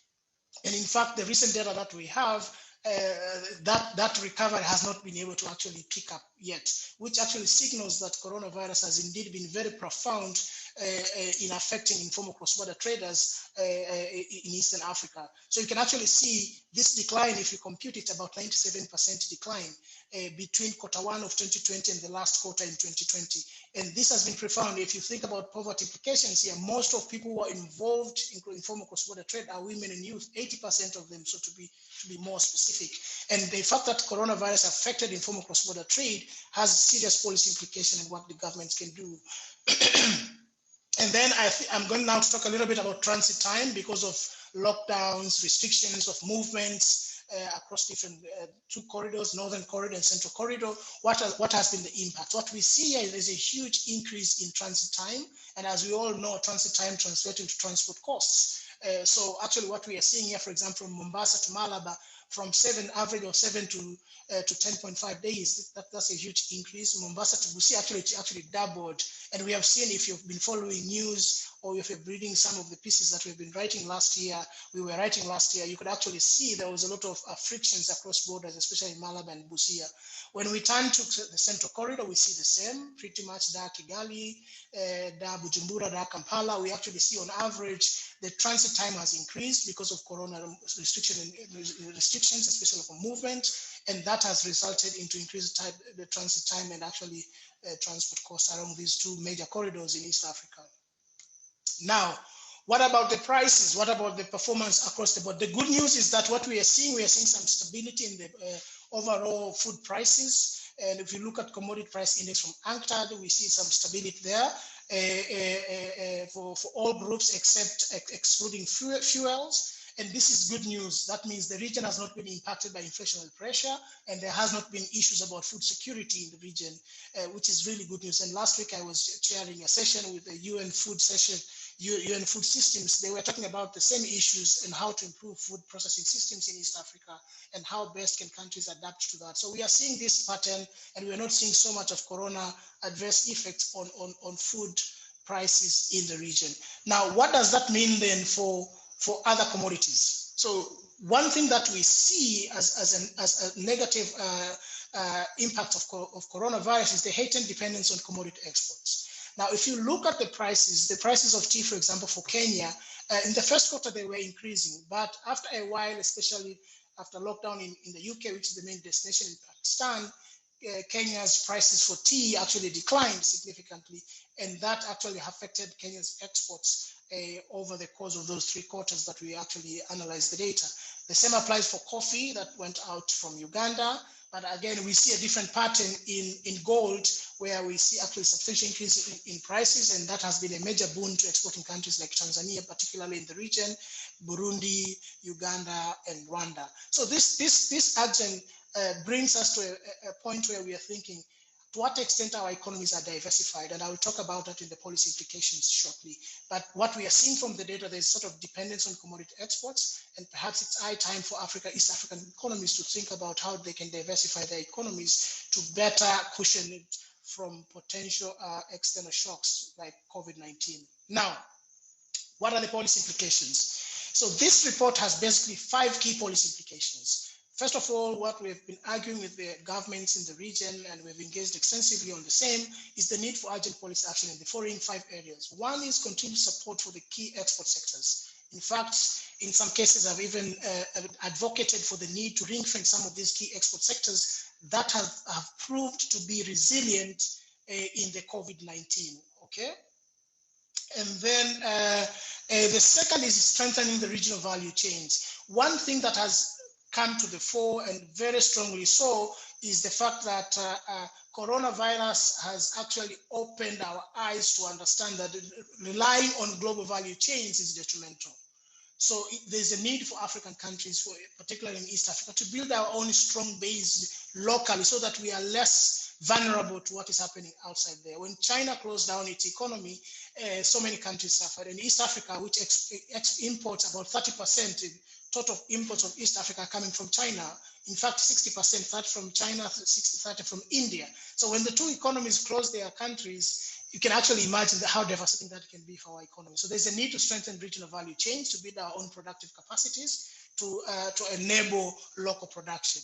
There's a need to double down on policies to diversify our economies, as I talked in the previous slides. Let's do away from depending so much on commodity exports. Let's think about how we can diversify our economies to other sectors that can also be very lucrative for our economies to perform better in case of crisis. And then addressing challenges facing informal traders. I've talked about this. I showed that in Uganda, informal trade has actually performed badly, and it has not been able to pick up as recent as last month when I looked at the statistics. And that goes to say that governments need to think about how to support informal trader. Otherwise, what we will see, as recently argued by the World Bank, the reversal of fortune happening, especially on the steps and gains that have been actually accrued on poverty, especially for women and youth. And then supporting development and implementation of technological innovation. My institution, Trademark East Africa, recently developed an electronic cargo tracking and driver system, which allows for e-certificate for truck drivers, and also testing and so on and so forth. So some of these, one of the things that has come to the fore, and this is again speaking from another project that I'm currently leading on the role of ICT for trade, on the technology more broadly, on curbing coronavirus, is that technology has played a very important role in addressing some of the challenges Corona has brought to the fore. So it's very important. It's an area that policymakers need to think about. Now, just now, before I finish, maybe what are the next things to think about? So here I'm going to pose a few questions, and I've been posing these questions to all policymakers that this report has been presented. So there are 2 areas. One is the short-term policy questions of what we can do, and especially now with the nuance and the mutation of the coronavirus pandemic, what does it mean? So what do findings mean for EAC economic recovery plans? We have had discussions. We're supporting East African Community Secretariat in terms of thinking about recovery plans, that now, what do these findings mean? And I think I would like to add here, with the mutation of this coronavirus pandemic, what does it mean for our countries, and what plans they need to be put in place to ensure that countries are actually on the sustainable path? And what should policymakers do, given C19 is a threat and mutation could reverse the gains? Again, this speaks to my earlier point. And also, of course, in terms of donor support, what can donor support do to help countries recover from trade? And as I say, trade is a very sensitive sector, both politically and also economically across our countries in the region. So it's very important to protect and ensure countries are supported. Trademark has actually initiated a $25 million Safe Trade program where we are supporting countries on the same, and there are other donors in the mix. We are currently negotiating with the European Union to also support the same. FCDO, they're also supporting the same, the Dutch. So there are quite a lot of support that is actually needed to help countries cushion themselves from the shocks such as coronavirus. My final slide is, what are the long-term strategic questions for East Africa? So one of the things that we've had, and I think Sarah is going to talk about it, I've been advising the Kenyan government on how to design a strategic response to coronavirus, but more broadly on what we call African Continental Free Trade Area, which markets to target in the future, okay? And if you are thinking about building regional value chains and trading and increasing intra-regional trade, we need to think about what are the markets to target in the future. Slow growing markets or fast growing markets or low income markets. And if you look across countries in Africa, we need to be careful about that in terms of how we approach coronavirus. And how does trade grow? So what we have learned so far is only 40% of trade is gross and intensive margin. There's more of the same product, but can we actually expand that scope? Can we, as I say, diversification, can we actually do more in terms of increasing growth of trade in East Africa? And finally, how can intra-African trade and African Continental Free Trade Area support economic diversification? If people who are aware of Continental Free Trade Area that currently is operational across the continent, is that it offers opportunity for African countries to diversify their economies, and to what extent that can actually be feasible. These again are long-term strategic questions, and in East Africa, we are currently engaging with policymakers. We are working with Kenyan government actually to develop. We've just finished developing the national strategy for CFTA, and we are hoping to see that Kenya will be, as usual, a barometer and an umbrella to show other countries what to do and how they can follow. So let me stop there. Thank you very much. I don't know whether it was too fast. I will stop there. Thanks, Tony. That was great. So we'll go straight away to, I think I'm hearing an echo, but hopefully this is okay. We'll go straight away to Ms.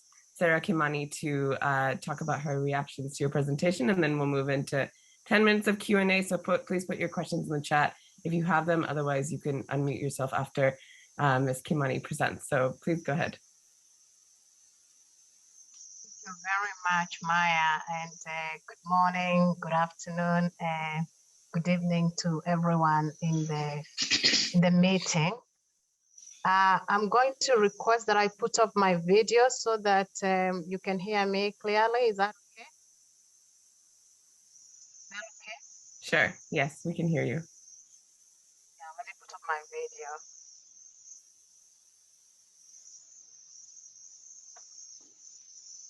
So it gives me a lot of pleasure to be part of this very stimulating and topical discussion. And I'm happy Anthony has talked. And I'm happy Anthony has talked about some of the work we are doing together. Because trade really is at the heart of my passion. So I love working in trade. So Anthony, thank you very much for your very insightful presentation. I like that you use the numbers to support your findings, because when accurate, numbers really don't lie. And the numbers that you presented said it all. So my role today, and I think the role of the audience today, is to reflect on some of the messages, the key messages and the lessons that have come out of Anthony's presentation. Some of the key elements that have come out is that regional and continental trade frameworks have the potential to create trade opportunities for Africa, and we have seen that has been the case for East Africa. These frameworks are bound to boost trade volumes for most African countries. And speaking for Kenya, we see great opportunities for the country and the wider EAC region.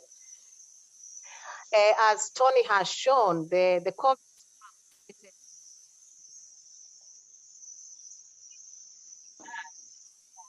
manufactured goods within the region and across the continent. At the continental level, we have seen that regional trade provides an opportunity to strengthen intra-African supply chains, enhance resilience, and improve Africa's infrastructure and logistics, and even the health systems. I mean, we saw that during the COVID period.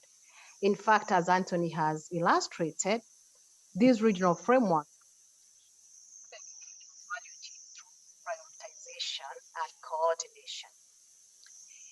Enhancement of local and regional value chains can be achieved by liberalizing key inputs and services sectors that are essential to manufacturing critical goods, medical equipment, transport and logistics, telecommunications, and technology.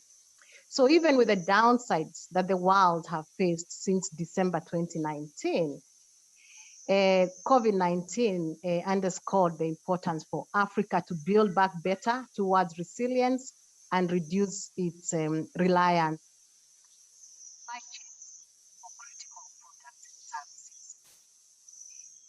Now, I just want to talk a little bit about the COVID realities that Tony has talked about that inform the policy solutions that governments, including Kenya, have put in place in the last 15 months. So we saw that the outbreak met the wild unprecedented challenges in the way businesses are transacted all over the world. We actually saw technology taking over how business is done. We saw businesses scaling down while others wound up. We saw massive job losses and loss of income across sectors, and that is why we saw the numbers that Anthony put across. We saw import-reliant countries and sectors suffering from the disruptions of global value chains. These resulted in shortages of essential commodities, which used to be imported. For instance, we saw in the agricultural sector, the manufacturing sector, construction and the real estate sector, tourism and hospitality, all of those were adversely affected. So indeed, the disruptions of global supply chains has made shorter supply chains fundamental and indispensable. So we are going to be focusing, and you have seen countries focusing now on the shorter supply chains. And patterns have shifted, and countries world over, including Kenya, have quickly realized the precariousness of heavy reliance on longer value chains, which have now proven to be very fragile and unpredictable. But with all that, COVID-19 also created multiple investment opportunities. For instance, with the focus shifting to shorter value chains, our manufacturing sector's resilience has been seen in its ability of our industries to repurpose operations to supply essential and other goods required during this time. So for instance, in Kenya, we were able to manufacture PPPs, ventilators, thermal guns, including beds. Can everybody hear me? We can hear you, Sarah. You're cutting out a little bit, but we can hear you right now. Okay, so I was talking about the need for shorter value chains. So we have been forced as countries, including in East Africa and to be Kenya in specific, we have been forced to look inwards. We've been forced to act quickly. We've been forced to innovate. We've been forced to repurpose where necessary so that we can become self-sufficient, or at least significantly shorten our supply chains for commodities that we previously acquired through longer routes. With focus shifting to shorter value chains, our manufacturing sector's resilience have been seen in the ability for our industries to repurpose operations to supply essential products and other goods that we required. So we see that across critical sectors such as food, apparel, personal care, construction, leisure for locals, for instance, in Kenya, we have begun paying more attention to our local capabilities and supporting the local productions of various goods and services. During a period of massive job losses resulting from the COVID-19 pandemic, repurposing and focusing more on local production has enabled a country like Kenya to create an estimated 200,000 jobs in our industries. Further, for Kenya, we are looking to earn essential forex from exports of these products and services across the region. And that again informs the numbers that Anthony has put across. And we are really refocusing, and we are really repurposing. So due to this shift in the global value chains, again, that Anthony has talked about, and an increased focus on local production, we have seen that it is possible to produce various goods locally. Further, many people, many nationals are slowly accepting that goods produced by local manufacturers can be of better quality than imported ones. So countries are now nurturing the local consumption culture and developing policies and regulations to cement local production and consumption. For instance, in Kenya, we now have what we call the Buy Kenya, Build Kenya strategy. However, as Anthony said, we might not have all the data. And so we appreciate partners like the organization that Anthony works for, because that helps us come up with data and evidence of how these policies and these new regulations we are putting in place are actually boosting our local production and our export capabilities. So Anthony's paper and the data therein helps us draw one key lesson. That is, locally produced goods and services, due to a shorter supply chain, are more readily available, and they are also available on demand. Also, that these products and services are much more affordable, thereby they enable us as nationals of various countries to meet our needs in a more cost-effective way. Again, Anthony's paper has demonstrated that local manufacturing using locally sourced materials reduces negative trade balances, creates jobs along various value chains, while strengthening the same value chains and growing economies in a sustainable manner. So with the COVID-19, most countries now are therefore repurposing and refocusing. And why are they doing this? They're doing this so that they can cement local content requirement for goods and services and grow local and regional enterprises. We have seen countries, and Kenya has been at the forefront of this within the region, repurposing and refocusing to strengthen SMEs and MSMEs through the enhancement of national programs that go towards strengthening innovation ecosystems. We are even going ahead to repurpose and to refocus, creating linkages between various startups and the traditional industries and other international networks that we have been using. So we are trying to see that our MSMEs become very critical in the supply chain. For instance, for Kenya, we have recently launched the Kenya Industry and Entrepreneurship Project last year. And this is meant to increase innovation and productivity in select private sector firms that are critical, especially in this period. We are focusing under this program to improve capital availability, to address machinery needs, equipment needs, and technology gaps for MSMEs to meet supply capacity needs and increase their skills. We are also using this project to provide incentives to upgrade financial, managerial, and technical skills for entrepreneurs, especially in the MSE sector. But as I conclude, maybe I want to pose some questions to the audience, the researchers in the room, the policymakers in the meeting, and Anthony in particular, because he's done a lot of work around this issue of COVID-19 and export diversification. It's to ask ourselves, so now we know we have COVID-19 and it's here to stay. What is it that as policymakers and as researchers, including as people working in the academic sector, what will need to be calibrated going forward? We know what worked, we know the policies we are putting in place, but in the long haul, what is it that African countries will need to rethink so that we can ensure that should we ever have a situation like we've had since December 2019, then we do not suffer the losses that we have seen, and the numbers that Anthony has presented will go up, and that we will create jobs, we will create employment, we will create wealth for our people. So what research is needed? What can we do? I thank you. That is the end of my reflection. And I just want to thank Anthony again for his wonderful presentation. Thank you very much. Thank you so much, Sarah, for such insightful reflections. I wanted to give Anthony a chance to respond both to Sarah and as well as take some questions. So we're running a little bit behind time, but I think we'll have at least 5 minutes for questions. So 2 questions that have come up in the chat, one from Shibiru Malese and one from Gasha Abate have said, the first question is, can your findings be generalized to East African countries like Ethiopia, which is landlocked?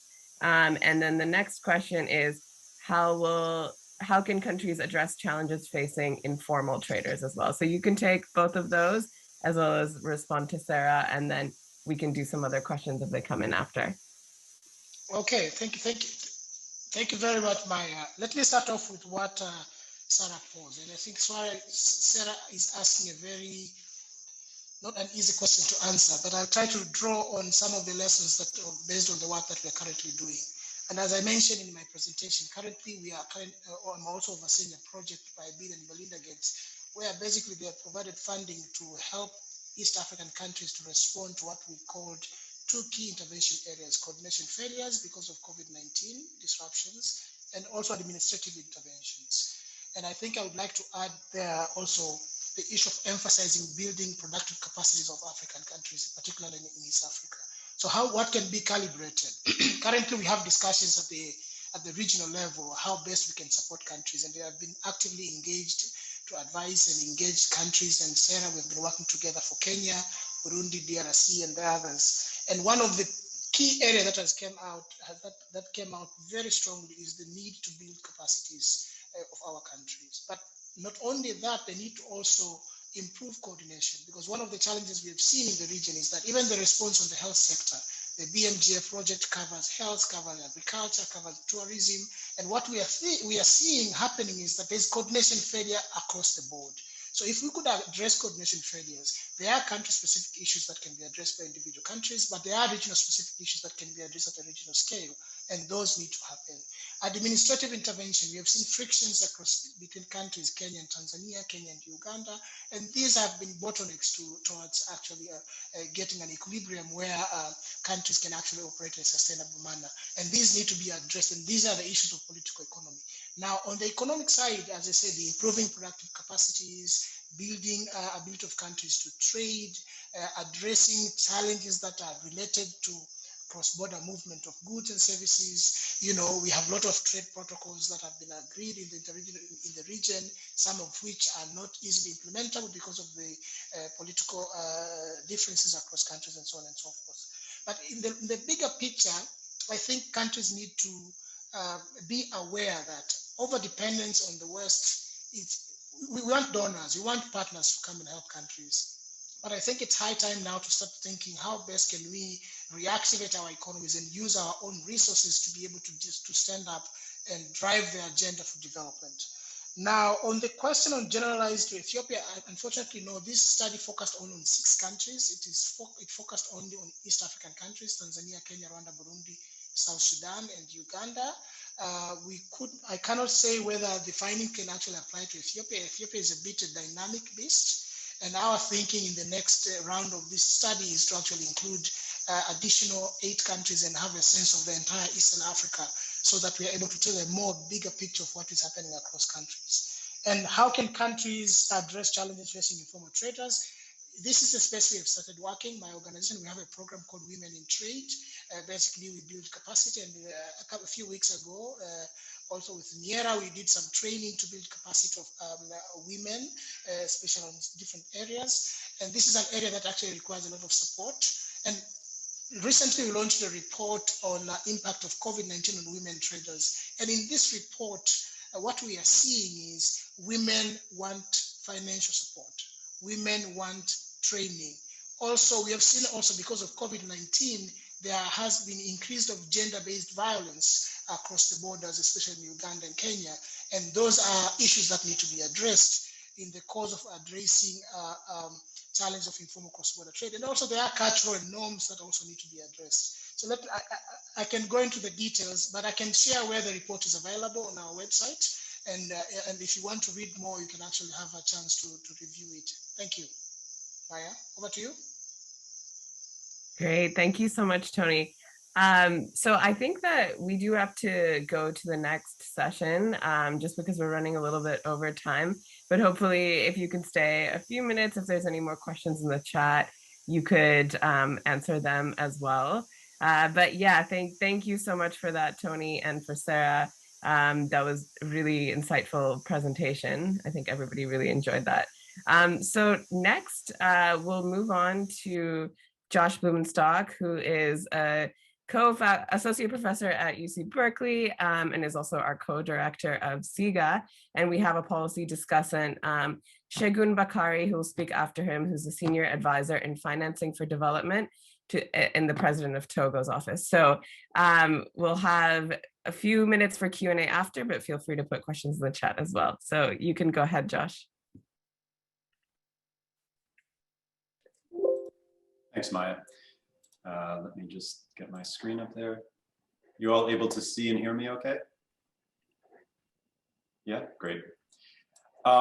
So Anthony's talk title was much more clever about waving or drowning. I think if I were to build on that metaphor, maybe a subtitle for this talk could be who gets the life jacket? So this talk is about new approaches and new data sets that can be used to target humanitarian aid. And I'm going to talk about work that we've been doing in Togo in collaboration with the government of Togo, the NGO Give Directly, and a team of researchers whose names you can see on this first slide. So over the course of the summit, you've already heard a lot about the dire consequences that the COVID pandemic is having on the livelihoods of millions of people in Africa and in other countries. So I won't dwell on that, but I will present a little bit of data from Togo based on a survey that we conducted last summer. So if you just look at this figure on the left for a second, what you're seeing here is a pair of questions that we asked of about 15,000 Togolese individuals in a phone survey that was conducted in June.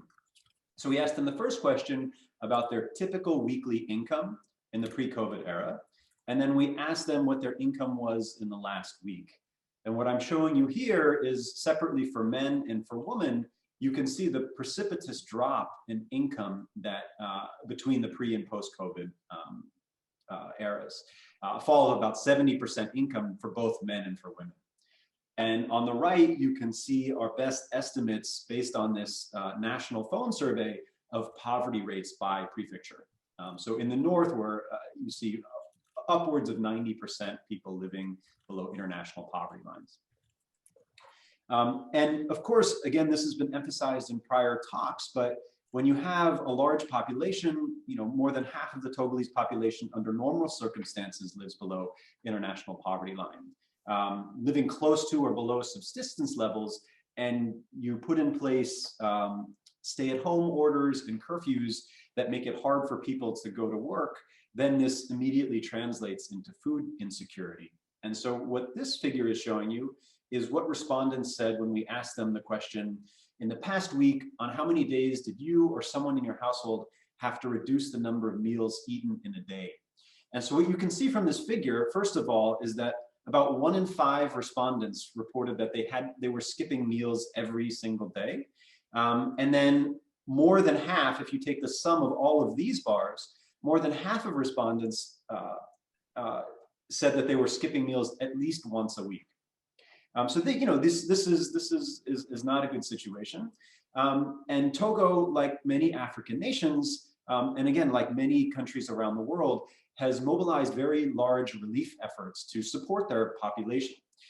So I think the latest statistic I saw from the World Bank by Ugo Gentilini's team was that over 1,400 targeted social protection programs had been launched in response to COVID.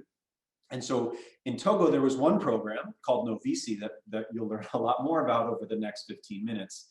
So Novisi was a program launched by the Togolese government, and Segun may be able to comment on this as a discussant, because he was very much in the thick of the initial implementation and launch.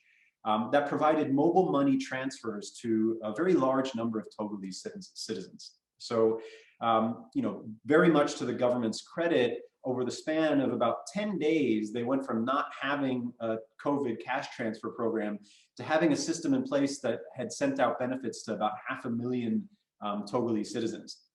And so the way the program worked is it's 100% digital. It was, you register via your mobile phone, and the mobile money payments, the cash transfers, are delivered via mobile money over the phone. And so this was an effective way to get a lot of money out the door very quickly without a lot of face-to-face contact, because of course, in the middle of the pandemic, you don't want to encourage a lot of face-to-face contact. But of course, the Togolese government, despite the best intentions, didn't have enough money to support everyone. There's limited financing available. All countries around the world were struggling with the pandemic, so there was limited foreign aid coming in. And so they had to make tough decisions about who are the lucky beneficiaries.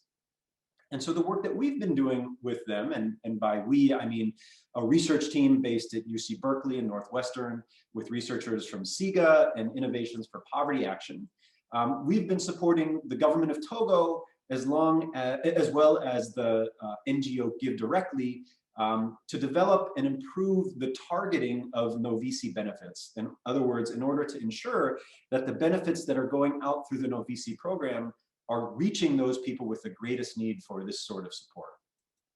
Okay, so of course, the challenge here is how do we identify the people that have the greatest need? How do we determine who is the most food insecure households? Who are the households that have lost the most resources, lost the most income due to COVID? Or another targeting criteria, who are the poorest households in the country?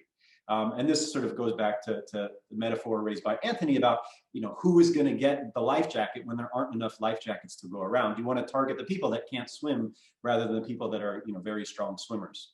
And so this is a challenge in Togo, like many countries, because the country didn't have recent updated data on living conditions.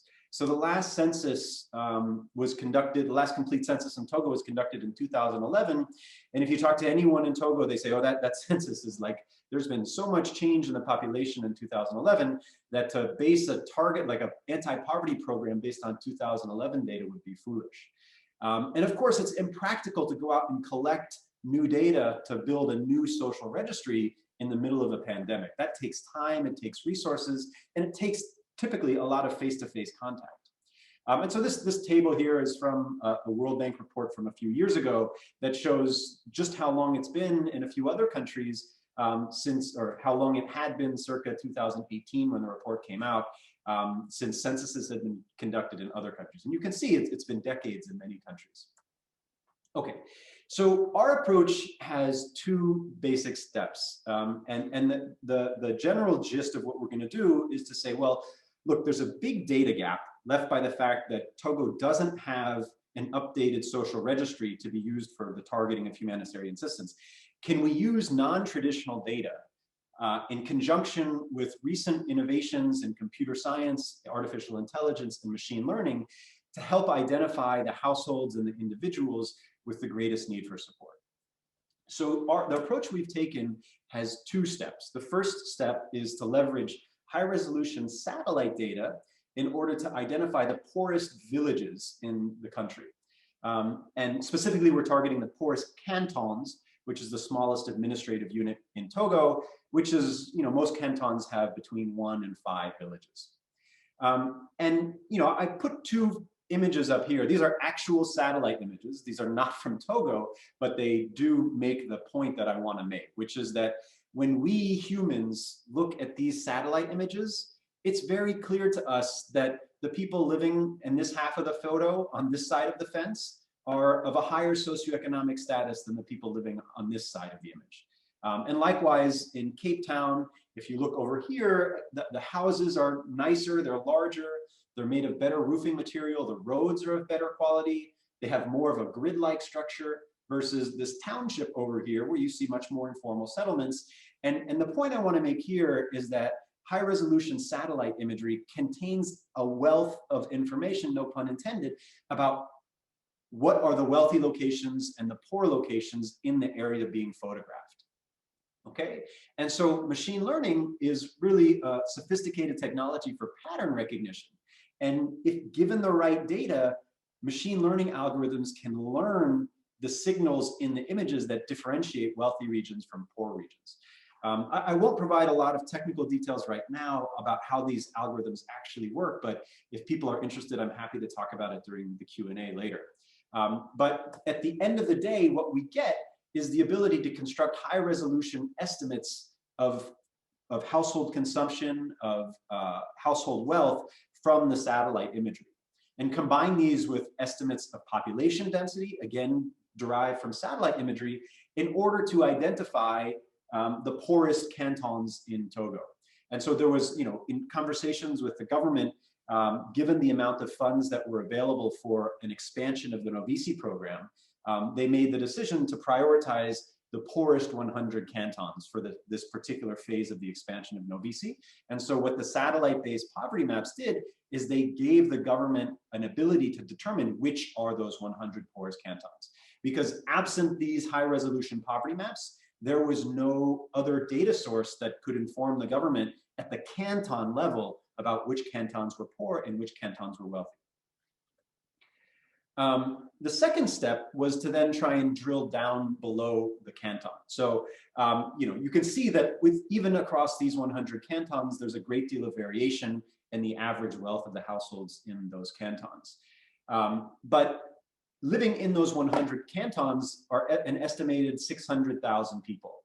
And for this particular phase of the Novisi program, this was funded by donors. There was enough resources to provide transfers to about 60,000 individuals, so about 10% of the population. So then the question is, how do you identify the 10% of the population living in those 100 poorest cantons that have the greatest need for these transfers? And so what we did here is turn to the mobile phone companies and the data collected by the mobile phone companies on mobile phone metadata, mobile money usage metadata, in order to identify and prioritize the poorest subscribers. And so the key intuition here, very much like the satellite imagery, is that wealthy people use their phones differently from poorer people. And what I'm showing you here, this actually is from work that we have done in Afghanistan, not in Togo. But this figure right here, let me just draw your attention to it briefly. So this figure is showing over the course of about 150 days, how many different days, 200 days, how many unique days an individual used their phone. And what you can see is when you separate the ultra poor people, and they're using a very specific definition, but you can just think of it roughly as the poorest 5 to 10% of the population in Afghanistan, that they're using their phones a lot less frequently than people outside of that bottom 5%, bottom 10%. And there are stark differences in patterns of mobile phone use across a lot of different dimensions in terms of who is making international calls, who is using a lot of data on their data plans. And again, machine learning is a technology that's very capable of recognizing these differences if you can train the algorithm using appropriate data. And I'll come back to this at the very end, but for now, I just want to sort of flag that there are very important considerations, both around ways to do this that preserves the privacy of the individual subscribers, as well as ways that minimize and can remediate potential sources of bias in the algorithms. And we spent a lot of time working on both of those issues as well as others, but just because I have only 15 minutes for this presentation, maybe I'll defer that discussion to the Q&A. Okay, but the key point that I want to make here is that from mobile phone data, you can get a noisy, approximate estimate of an individual's wealth or their consumption. And so this figure on the bottom left is showing for the sample of about 10,000 people that we surveyed in September of last year, immediately prior to the expansion of Novisi. So we surveyed about 10,000 people. We were able to construct from the survey an estimate of their true consumption, and then I'm plotting that against the predicted consumption based on the individual's patterns of mobile phone use, okay? And so what this allows us to do is to prioritize the individuals within the 100 poorest cantons who have the lowest predicted consumption. And so instead of a program like the Blue program, that would essentially not be able to differentiate between wealthier and poorer individuals, what the actual program is doing is it basically puts in a threshold here and targets transfers to the people in the red distribution just below the dashed line. In other words, people whose estimated consumption is below $1.29 a day. Okay, so after we've done all this, like, what does it get us? The bottom line is that this approach, combining satellite data and phone data in order to help determine who should be prioritized for Novici transfers, reduces targeting errors. And what do I mean by targeting errors? I mean, it both reduces errors of exclusion and errors of inclusion. Where errors of exclusion are, I think, what our people are really concerned about, which is when you have truly poor households who, because of the way the eligibility criteria are defined, do not get benefits. Errors of inclusion are the converse. It's when you have wealthy people who maybe don't need the program as much, do get benefits. And so a well-targeted humanitarian program would minimize both errors of inclusion and errors of exclusion. And so what I'm showing you on the bottom here is comparing, you can think of precision and recall as the inverse of errors of inclusion and errors of exclusion. So you want to maximize precision and recall, just like you want to minimize errors of exclusion and errors of inclusion. And so what I'm contrasting here is the estimated precision and recall of the approach being used by the government right now in the expansion of Novici to two other approaches that it was considering at the time. One approach was to just do geographic targeting. In other words, instead of targeting the poorest people in those 100 cantons, essentially target the 5 poorest cantons, but give universal eligibility to everyone living in those cantons. Okay? And also I'm contrasting this with an occupation-based targeting approach, where the government would prioritize people who are registered in certain occupations. And the reason I have this up here as a counterfactual is that the initial program of the government last year in April of 2020 was designed to be targeted towards people in certain occupations, specifically people in informal occupations in urban areas. And the reason they did that was because while the government didn't have an updated census, they had recently had a national election. And through the national election, something like 90% of the adult population had registered to vote. And during their voting registration process had indicated what their self-declared occupation was. And so one policy debate was, well, when we expand Novici, should we expand by targeting specific occupations? And what this is telling us is that at least in rural areas where most of the workers are informal or working in agriculture, targeting based on occupation isn't a very accurate, accurate rubric. At least not relative to targeting based on mobile phone and satellite data. So this is sort of the main results I wanted to put up there. I think thinking a little bit more broadly and maybe teeing up Shagun, I know he was actually in a cabinet meeting, so hopefully he was able to get off and join.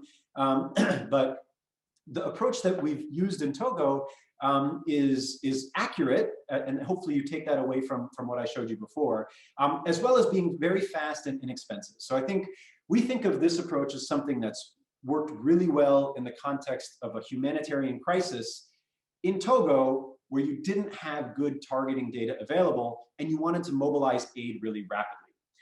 But by no means are we suggesting that this should be a silver bullet for the targeting of humanitarian aid or the determining of social protections in sort of a long run equilibrium. We think of this as a potentially complementary approach that should complement but not replace or substitute for existing social protections. One thing maybe the more astutely the people who are paying close attention will notice is that not included in this figure are things that are very commonly used to determine the allocation of benefits, like a proxy means test or a poverty scorecard. And the reason I'm not showing that is because that was not an option for the government of Togo at the time. Remember, they didn't have a poverty scorecard that they could have used for program targeting. So I think, you know, one of the active areas of research we're doing right now is trying to collect more data in Togo to say, oh, well, how much better would a proxy means test have been if the government had had the opportunity to collect the proxy means test? They couldn't have done that in the context of COVID, but if a government is thinking about building an integrated social protection program over the next 5 years, and there's an opportunity to conduct a household listing and a poverty scorecard exercise, then that might dominate this approach. It might not, we really just don't know yet. And let me just finally flag that I'm sure many of you are wondering about some of the more subtle, practical, social, political, and ethical issues involved in using non-traditional data to target program benefits. Some of the things that came up and that we thought a lot about, I'll just put up here, is how do you think about reaching people that don't have phones? And I can provide more information on this if you're interested. As a quick bullet point, eligibility was designed around people having access to a SIM card, not a phone. So anyone who had a SIM card could register, but again, not everyone has a SIM card. So how do you think about that? How do we think carefully about issues of data privacy and data access? And I could talk for a whole lecture about how we dealt with those issues if people are interested. You know, I mentioned this in passing. I won't go through this in a lot of detail. Concerns about potential algorithmic biases and how to diagnose those, how to integrate with existing regulatory frameworks and existing social protections. And then finally, and something that we researchers are invested very heavily in, is how to conduct careful monitoring and evaluation so that any lessons that we learn in the context of this particular humanitarian crisis in Togo can be applied more generally, and so the broader development community can learn from this. Okay, I'll wrap up there. Apologies for talking so quickly. Maybe I'll hand it back to Maya to let us know what's next. Great. So it looks like we're still kind of waiting on Segun, and I think at this point we can probably assume that his cabinet meeting has gone on for too long. So I think that we can instead just do question and answer, and if Segun comes, that would be great to have his perspective from the government of Togo as well. But maybe I'll just start us off with one question and then, sorry, Josh? I can confirm that he's stuck in a cabinet meeting. He's stuck, okay, that's too bad. Okay, maybe I'll start us out with one, and then the audience members, feel free to put some in the chat, or we would love to hear from some of you if you'd like to unmute after and ask your question. So one thing is, you mentioned satellite-based poverty maps. So I was wondering if you could describe those in a little bit more detail and talk about how this could be relevant to policymakers and researchers outside of Togo, since we have people from all over the continent here. Yeah, sure, thanks. So I didn't provide a lot of details on that. Let me just, I can actually pull up a slide that I think is a little bit more illustrative. So this is also work that has been used in Nigeria. And so the Nigerian government is currently expanding social protections for the urban poor in the country, and they're using very similar maps. So I have figures that are based on the work we've done in Nigeria, not Togo, but this will give you an idea of what's going on. So again, if you understand the intuition that within high resolution satellite imagery, you can tell something about the wealth and poverty of the households that live in that region. The idea is to then get from comprehensive satellite imagery coverage to comprehensive poverty map coverage. And so on the right, I'm showing you what the actual high resolution poverty map for Nigeria looks like, where the brighter yellow regions are the ones that are estimated to be wealthier, and the darker brown, red ones are the ones that are estimated to be poorer. And so the question then is, what is going on in this magical arrow that says machine learning? And I don't want to spend 20 minutes talking about this, but I will spend maybe 2 more minutes. So here's what's going on in Nigeria. The key ingredient, and again, the key ingredient to any machine learning exercise, is to have training data that you trust.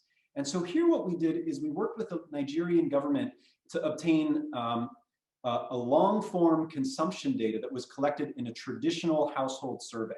So as part of the 2018-19 NLSS, the Nigerian Living Standards Survey, the government surveyed 42,000 households across the country. Those are those orange dots that are shown in this figure. With each household, they spent about 4 to 5 hours conducting this very in-depth survey about living conditions for that household. And so what that means is, for each of these dots, there's 42,000 of these dots, we can have an estimate of their wealth or their consumption.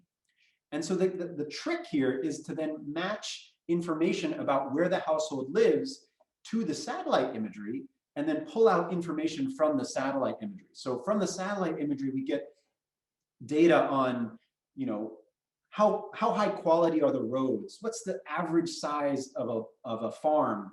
What is the roofing material of the house? And then the idea is to see, given that information about the satellite characteristics around where that household is located, the X's, can we predict Y, which in this case is the wealth of the household? And then the big advantage of doing this is that instead of having data like this, or what NSO, National Statistical Offices, are used to doing, which is to construct estimates of geographic average wealth in larger units, we can get to these very high resolution satellite-based poverty maps.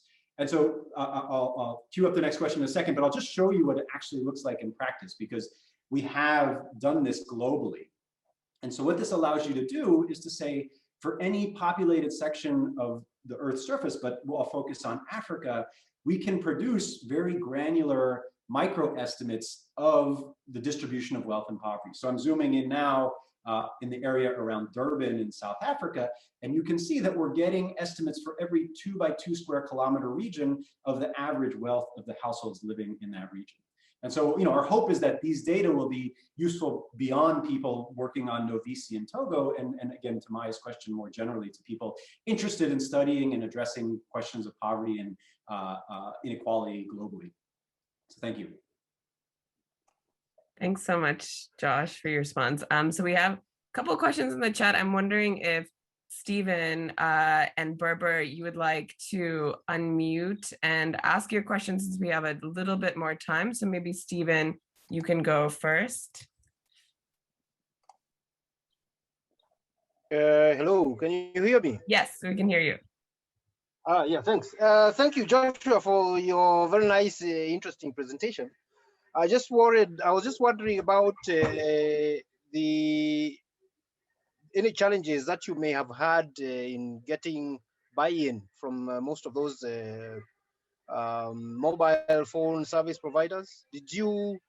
How did you go about it? Because I've got some interest in the use of such kind of data, but I seem to be hitting a dead end. Yeah, I think that's a common experience. I think and I don't have like a magic answer to your question. I think in the case of Togo, we were very fortunate that both of the phone companies, as well as the government and the regulatory bodies, were very supportive of this work and supportive of this effort. I will say that we spent a lot of time working with lawyers, as well as the ethical review boards, the internal review boards at the universities, to make sure that we design data sharing arrangements that were as restrictive as possible, to minimize issues of data privacy concerns, to build in sort of institutional safeguards to ensure that no party was accessing more data than they needed. So for instance, one thing we did in the design of this program is, by design, the government never accesses any of the data from the phone companies. There's a bilateral non-disclosure agreement between the research team and the phone companies that allows us to design these algorithms. And then at the end of the day, what we do is we essentially construct a list of the 60,000 people who should receive benefits, and those people get paid via GiveDirectly, the NGO. So, you know, in other countries, there might be other ways to design a similar program and other ways to access the phone data. But in the case of Togo, again, we were very intentional and careful about making sure that, you know, there were very strict restrictions on how the data could be used and by whom. And I think in part that helped reassure the different parties that this was something that they should invest in. Thanks, Josh. So we've got two questions that are they're kind of both the flip side of an issue. So I'll just ask both of them together. So one is from Berber Kramer, who asks if there's potential for richer folks to game the system. So what happens if an individual has 2 SIM cards? And then on the flip side, from Alex Jakubowski, we have a question about how you would ensure that people without SIM cards receive benefits. Yeah, these are both really good questions. So to Berber's question, I sort of glossed over some of these details, but let me be a little bit more explicit about how registration and eligibility works for the Novisi program. So in order to be eligible for Novisi, there are basically a few criteria that need to be met. So the first is you have to somehow learn about the program and take an affirmative step to register. So you pick up your phone or you put your SIM card into someone else's phone and you dial a short code *855#, which takes you to a special interactive USSD interface. Okay. Once you're in the interface, you have to enter your voter ID information, basically a voter ID number, and that's for two reasons. One is the issue you addressed, as like, because there is no universal ID yet in Togo. This is something they were actually in the process of launching when COVID came, so it's been delayed. Basically the voter registry, which was updated in 2019-2020, was thought to be the best source of unique identifying information. So that is sort of the short answer to your question, is that unless you had two voter IDs, which in theory no one does, you wouldn't be able to register twice, even if you had more than one SIM card. But then sort of the third criteria, and this gets to Alex's question, is you then had to associate your voter ID with a phone number that was predicted to be below this $1.29 consumption per day threshold. So people that met those criteria would then be enrolled. So you might be interested, actually, I think I have a slide on this, I can pull it up, about potential sources of exclusion error in this program. So we have best estimates of all of these factors. Now, this is not perfect, but it's using the best available data that we have. So about phone penetration and SIM ownership, we estimate that there's about 72% SIM penetration at the individual level. But keep in mind that SIM penetration is going to be much higher at the household level. So for instance, of phone penetration, we think that about 65% of individuals have phones, but about 85% of households have one or more phones. And then voter registration, again, is not everyone, and this is something that we should be concerned about, but it's actually quite high. There's about 3.6 million registered voters out of, and this is based on the 2011 census, so the denominator might be higher now, of about 4 to 5 million adults. Another question is about the first thing: do people actually have to learn about the program and register? And so we mobilized radio ad campaigns. We coordinated with all of the village heads that we could get a hold of to let them know in these 100 cantons that this program existed, so that they could get out basically do a registration drive. We also might be concerned about issues of literacy and digital literacy, because just because you have a SIM card doesn't mean that you're going to automatically be able to successfully register. It's not so easy to enter all of the information on a phone before the platform times out. And so we see that about 71% of the people who attempt to register eventually successfully do so. And then, of course, there's potential issues of the actual algorithm. And I've talked about this before. We think that this algorithm is much more accurate than other options, but there are still big sources of error in the prediction. And so, I think of these as all margins for improvement in the future. But again, to this question about like, well, what do we do about the people who don't have SIM cards? Well, we see this as sort of a way to like prioritize as quickly as possible getting money out to people that can meet these criteria, and then put in place sort of fallback mechanisms for people to go and appeal and try and register through other mechanisms that are not available in the sort of initial phase of enrollment. Thanks, Josh. So I think we have time for maybe one or two last questions in the next minute. So Carson asked, Carson said that there aren't a lot of researchers working with CDR data in Africa. Why not? And how can we get more African researchers doing this kind of work?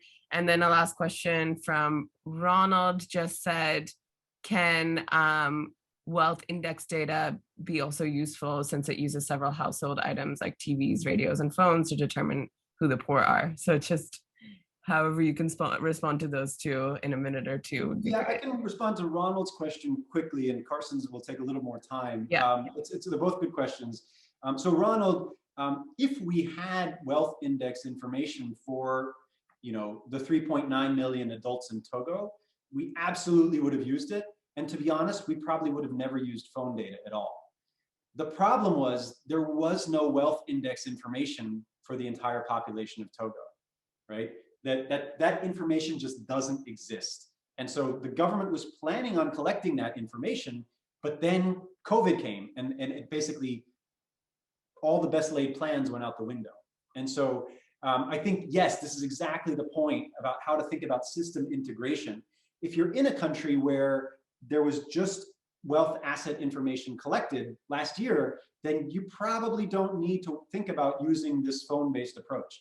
We think of this as really a stopgap measure to allow for some form of targeting in the context of this immediate crisis in Togo. So to Carson's question about researchers working with CDR data, both in wealthy nations as well as low and middle income countries, yes, that's right. I mean, I think there's a few factors going on here. One is that this line of work is relatively new. Like the first research papers started coming out on this topic about 10 years ago. And it's really only in the last few years that people have started to think about how these sort of data sets could be used in policy domains. So I think that's one issue, is just the newness of it. A second issue is one of technical capacity. And I don't think this is unique to Africa. This is true also in Silicon Valley in the United States, but that there just aren't a lot of trained data scientists out there that have worked with large-scale transactional data, and especially not who have any understanding of processes of economic development or of poverty. Because I think the last thing you want is like a random engineer from Twitter designing humanitarian policy in Nigeria, right? It requires a team at the very least that has all of that expertise, and forming those teams is something that takes time. It takes trust building. It takes an understanding of different sort of disciplinary approaches to doing work. I think more and more of these teams are forming. There are more and more both private sector companies as well as public like NGOs that are built around doing this sort of work. But at this point, we're really just at the beginning, at the cusp. And so there isn't like that entire ecosystem available. And then finally, and this goes back to a question that was asked earlier, is that a lot of operators are just not interested in sharing their data, even very carefully anonymized versions of their data.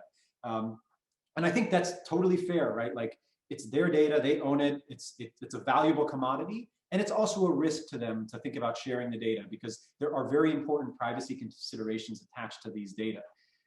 And so I think there is, this is a very structural, difficult issue about like the evolving sort of regulatory frameworks to enable the use of these sort of data for humanitarian response. For those that are interested, we can circulate some, there have been some good opinion pieces and perspectives circulated and published recently that are basically making the case for regulatory bodies to get their act together because they're seeing how useful these data can be in a crisis. And just to close, I mean, I've talked about one use of these data for the targeting of humanitarian aid, but these sort of data are being used by governments all over the world right now in order to understand the spread of the pandemic.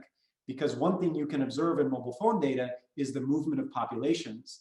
And one thing we know about pandemics, just from malaria and rubella, as well as COVID, is that it's people moving from one place to another that spread the disease. And so mobile phone data, mobility data can be very useful in understanding and responding to the pandemic if those data are available. And so I think there's a lot of motivation now, especially to think about how to make such data available to people that want to use it for social good purposes.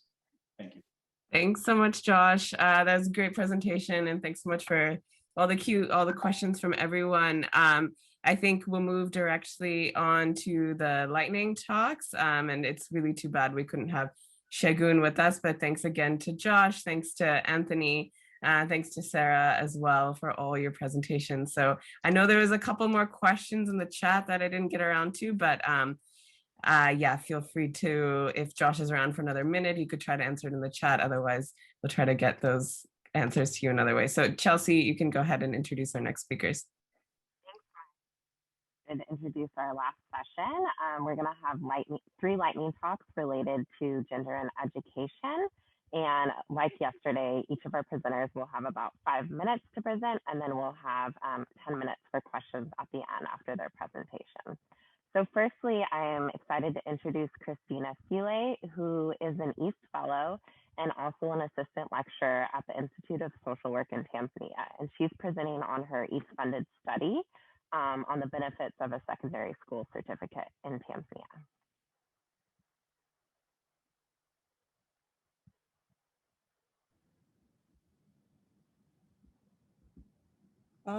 Hello, everybody. So I'm going to present our proposal with my colleague, Chad Hazlett from UCLA on the benefits of a secondary school certificate. So I'll jump on first. So since primary school enrollment has increased in developing countries, policymakers' focus is now on secondary schools. And for Tanzania, at least 52% of eligible student population is enrolled in secondary schools. And since the education system in Tanzania has evolved, the signaling value of this secondary school certificate is expected to increase. So secondary school education system is actually similar to most of the African countries, but therefore the effect of this certificate might be similar to other countries. So Tanzania has a unique setting to this study because it offers a certificate for passing this secondary school national examination, while other African countries offer certificates for completion of these secondary schools. So this certificate, which we call it Certificate of Secondary School Education, is actually an achievement test that is offered for candidates who have completed 4 years of secondary schools. So the objective of this certificate is to assess student skills and knowledge that they've achieved in different subjects during their secondary schools. So the tertiary education and to access tertiary education and formal employment and even to access government jobs is actually restricted to those with a secondary school certificate.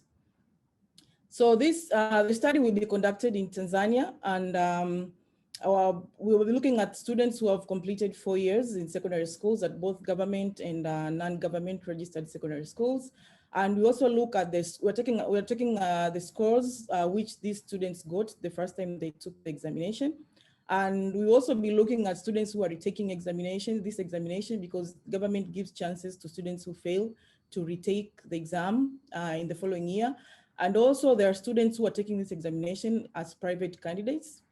We have students who, after finishing primary schools, get into the job market. Then after some time, they want to get the secondary school education. So they come back and take the examination as private candidates.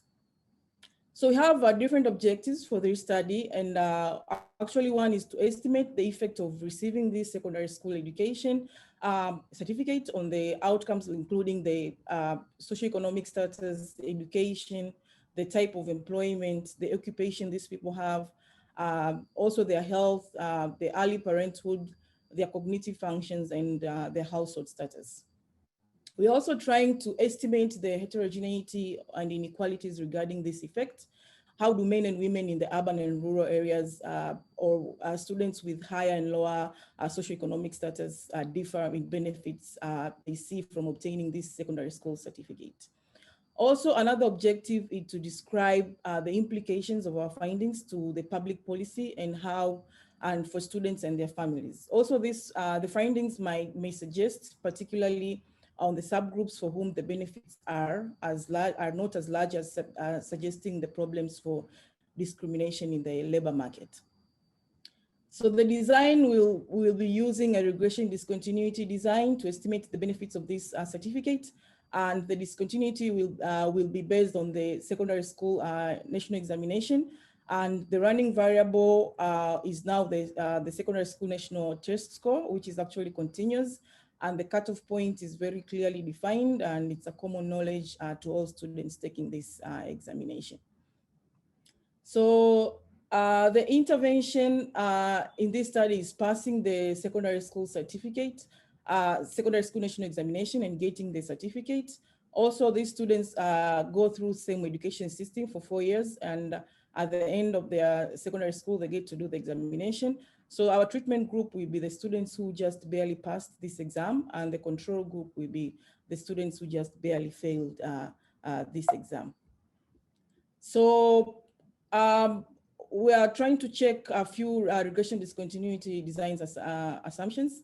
So we have our cutoff point. So this national test score has a sharp cutoff point to determine who gets the certificate. So students who get 7 points up to 33 points get certificates. Students who get 34, 35 don't get the certificate. So you're trying to evaluate students just above the cutoff point and below, that is 33 versus 34.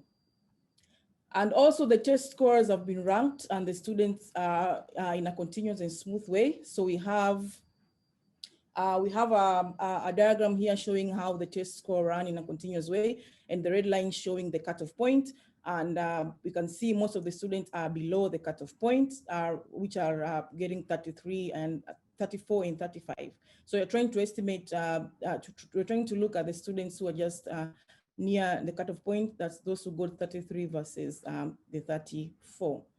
So the unusual feature is that there are many possible values of the test score, but we have like over 100,000 observations around the 33 and 34 points. So we can just effectively compare these two, but we also use other scores for placebo tests and to help us evaluate how these students differ by the others from only one score point.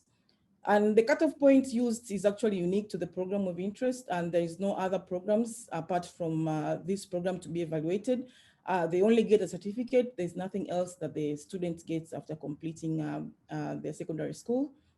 And also, this test score of a particular student cannot be manipulated by enumerators, even politicians or program administrators, because the students don't write their names on the booklets. They write examination numbers. And actually, these booklets are usually marked by different people, not their teachers, different people from different organizations, which are randomly selected by the government. So we have different outcomes that we're trying to look at. One is income, employment, and socioeconomic status. So we're trying to see the occupation. These people have the employment status. Are they employed in a formal or informal sector, or are they not employed? The assets they own. We're also looking at their education. Do they have tertiary education or any vocational education, or other, since their secondary schools, have they accessed any other kind of education? We're also trying to see the geographical part of it. Where do they live now, or where did they live before the exam, before they took the exam? Have they left their hometown or their village? We're trying to see the pre-treatment socioeconomic status, and we're seeing the parental education, the type of houses they've grown up in, childbearing. We are trying to look at the what is the age of the first child they have, how many children do they have, or do they have any children who have passed away? We'll also be looking at the cognitive performance. We are trying to, we'll be using the world list recall or the digits span task to get the cognitive status. We're also looking at the health and the psychological well-being. Here we'll be looking at the major health issues, their subjective physical and mental well-being. And also we'll be looking at the social status and the intra-household bargaining. We are trying to see if they have any power within their homes and their community. And Christina, you have about 1 minute left to wrap up. Okay, so I'm wrapping up. So we already have the data from the NECTA, from the National Examination Council, and which has got several information on the students. And we also plan to get data from the National ID, and which will have several information about the occupation of these people, the employment records, the education status. So we'll be using the phone survey, and we are matching the phone numbers with their National ID. And so to conclude, this study will provide a very useful indication to the payoff of earning a secondary school certificate, helping researchers and policymakers and society at large to assess its value. Also, if the well-being is improved by earning this certificate as well, then we expect it will be. So this can support calls to invest more in quality education. And most importantly, we are trying to see if the gains in these groups are large. So it will suggest that the need for further ensure the individuals in these groups can access secondary education and are supported to complete it successful. Thank you. Thanks so much, Christina. Now I'm excited to hand it over to Natalie Bao, who is a SIGA affiliate and assistant professor at UCLA. Thanks so much, Chelsea, and hopefully everyone can see my slides and hear me. Thanks so much, and thank you so much for organizing this amazing summit. This has been really great. So today I'll be talking about Bride Price and female education. And if this 5-minute lightning talk piques your interest, this paper is now published in the Journal of Political Economy, but you can also access it for free on my website, so you don't need to have a subscription. So this paper is motivated by the fact that the underlying cultural traditions in a country or in an area can interact with development policies to lead those policies that have very different effects. Importantly, cultural traditions can shape economic behavior. And because of this, in a recent World Bank development report, the World Bank actually called for development policies that will tailor to specific cultural contexts. So this particular paper is going to focus on an important custom called bride price, which is a payment from the groom to the family of the bride at the time of marriage. As many of you know, bride price is widespread in sub-Saharan Africa and is also common in parts of Asia. And bride price payments can be large. They're often on the order of 1 year of GDP per capita or even higher.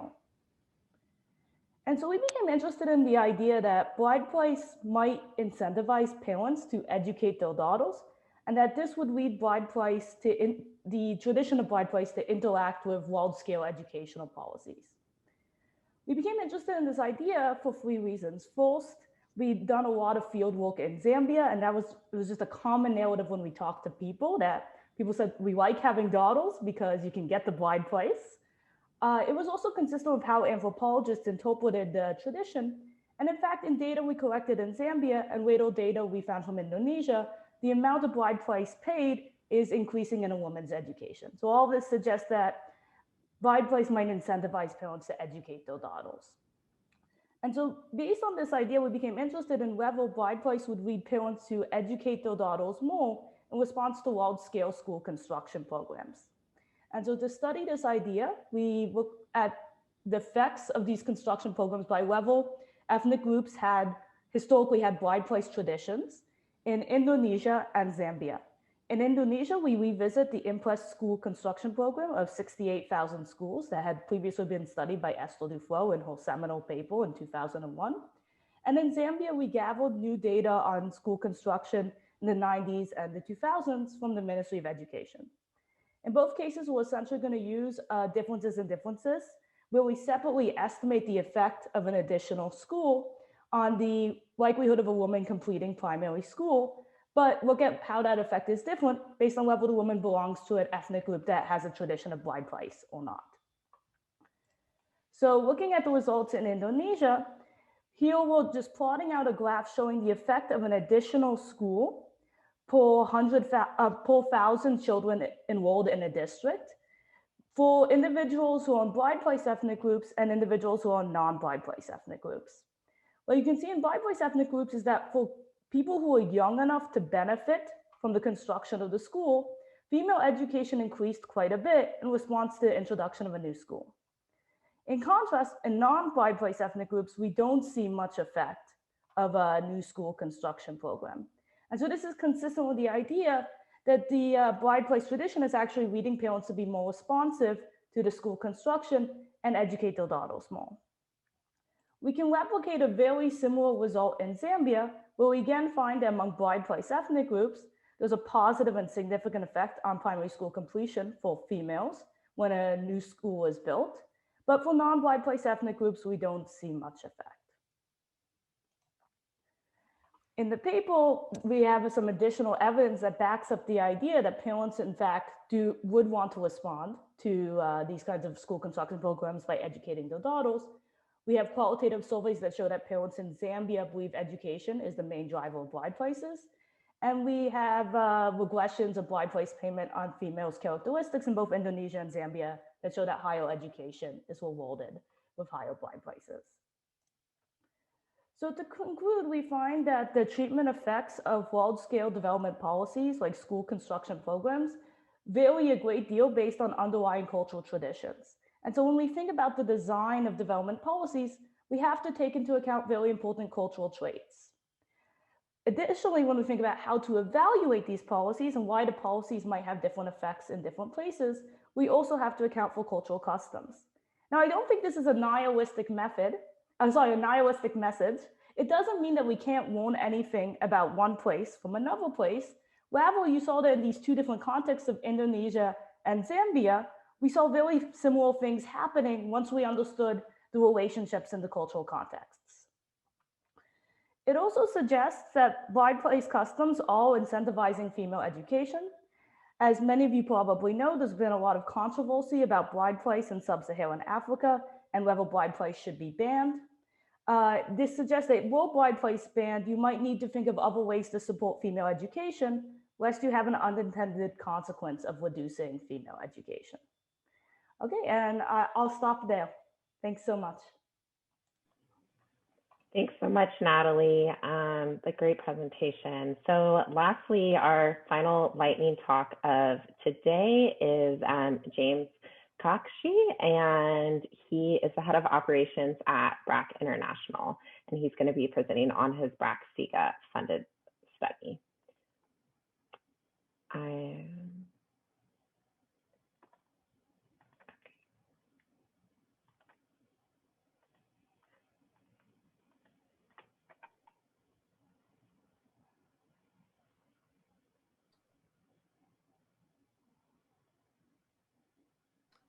Thanks, Chelsea.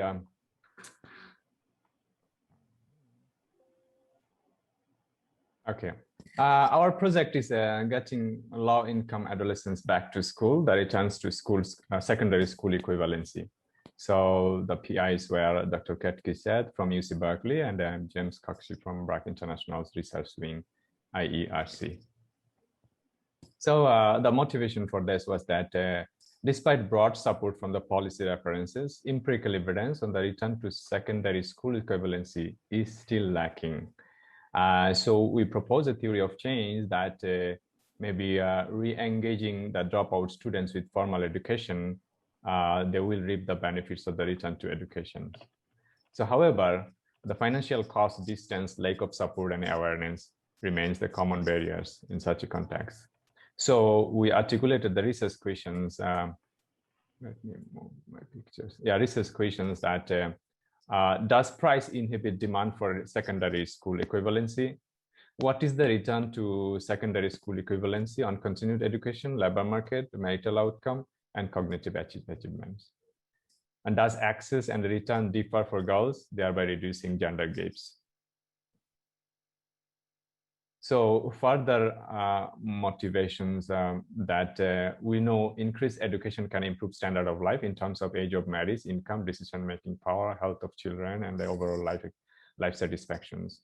So based on the challenges in the last slide I presented, so BRAC ILE model created alternative education centers that are close to them, so which solve the issue of distance. The program and the study materials were offered for the dropout students free of cost. And then communities were involved through parents meeting and mothers forum. And then in addition, there were some extracurriculum activities to encourage them to be on the program. So quickly, the background, the ILE project, ILE model, it originated from the ELA model, which is Empowerment and Livelihood for Adolescents.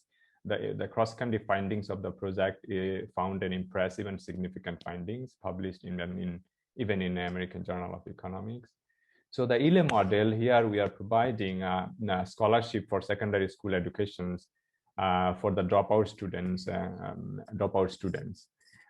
Trained teachers teaches with formal curriculum, and it is a collaboration with the government of Tanzania, project in Tanzania, as I say.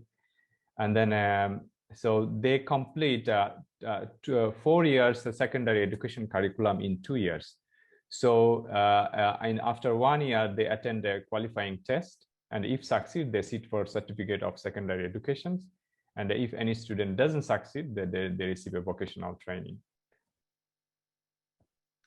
So in terms of method, we recruited 852 interested out-of-school girls. And then, of course, in experimental design, we randomly selected 2/3 of them to be offered the program. Which provided our valid counterfactual for comparison. However, only 1/3 of the girls who got the offer of the ILE accepted and they got enrollment. So that's an interesting point for the policy that offering alone is not all. So if you see in the table, only 214 accepted and got enrollment, whereas almost double of that, 358, got the offer but didn't make their enrollment finally. So in terms of data, if you see column second and third, we try to explore the sample characteristics in terms of some socioeconomic and gender norms. We find a balance across the variables. We wanted to predict who got enrolled and who didn't. So we see the girls younger and the higher level of education and believing in greater gender equality are more likely to enroll. On the other hand, the girls who are earning more or less are less likely to enroll. So then what did you get finally, the effect of the ILE? Did it work? We see that ILE is successfully increasing participation in qualifying examinations because the follow-up mobile phone surveys we could do is only after the 1 year. So we are still to do the follow-up study after the final second year exam, which they attended in last December. So that's what we are preparing.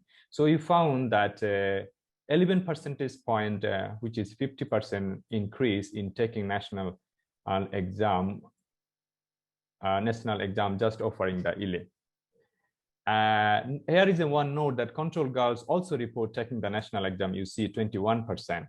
So that is why counterfactual is needed. So even without our offer, some of the good number, which is 21%, is a good number of the control girls who are also continuing their exams. So now for the next steps, we are preparing a follow-up to evaluate the effect of the final secondary school exams, which they attended in last December, and also the other outcomes I initially mentioned, including labor market. And luckily, we could start a project with JPAL to explore at the next level of a feasibility issue is that, can we replicate this community-based alternative education facilitation at the private educational system? So this will help us for the feasibility of a larger scale rollout. So overall, we expect that this study with SEGA and the new study with JPAL will suggest both the impact of the offering scholarship for dropout students, and we will also know its potential rollout, the feasibility of large scale rollout. Yeah, thank you. Thanks so much, James. So I realize we are a few minutes over, but I think we would love to have 5 minutes for questions from the audience. So I'll go ahead and bring, we'll go ahead and bring Natalie and Christina back in to the spotlight for the Q&A. And feel free to raise your hand in the reactions if you have, if you'd like to ask your question live, or put your questions in the chat.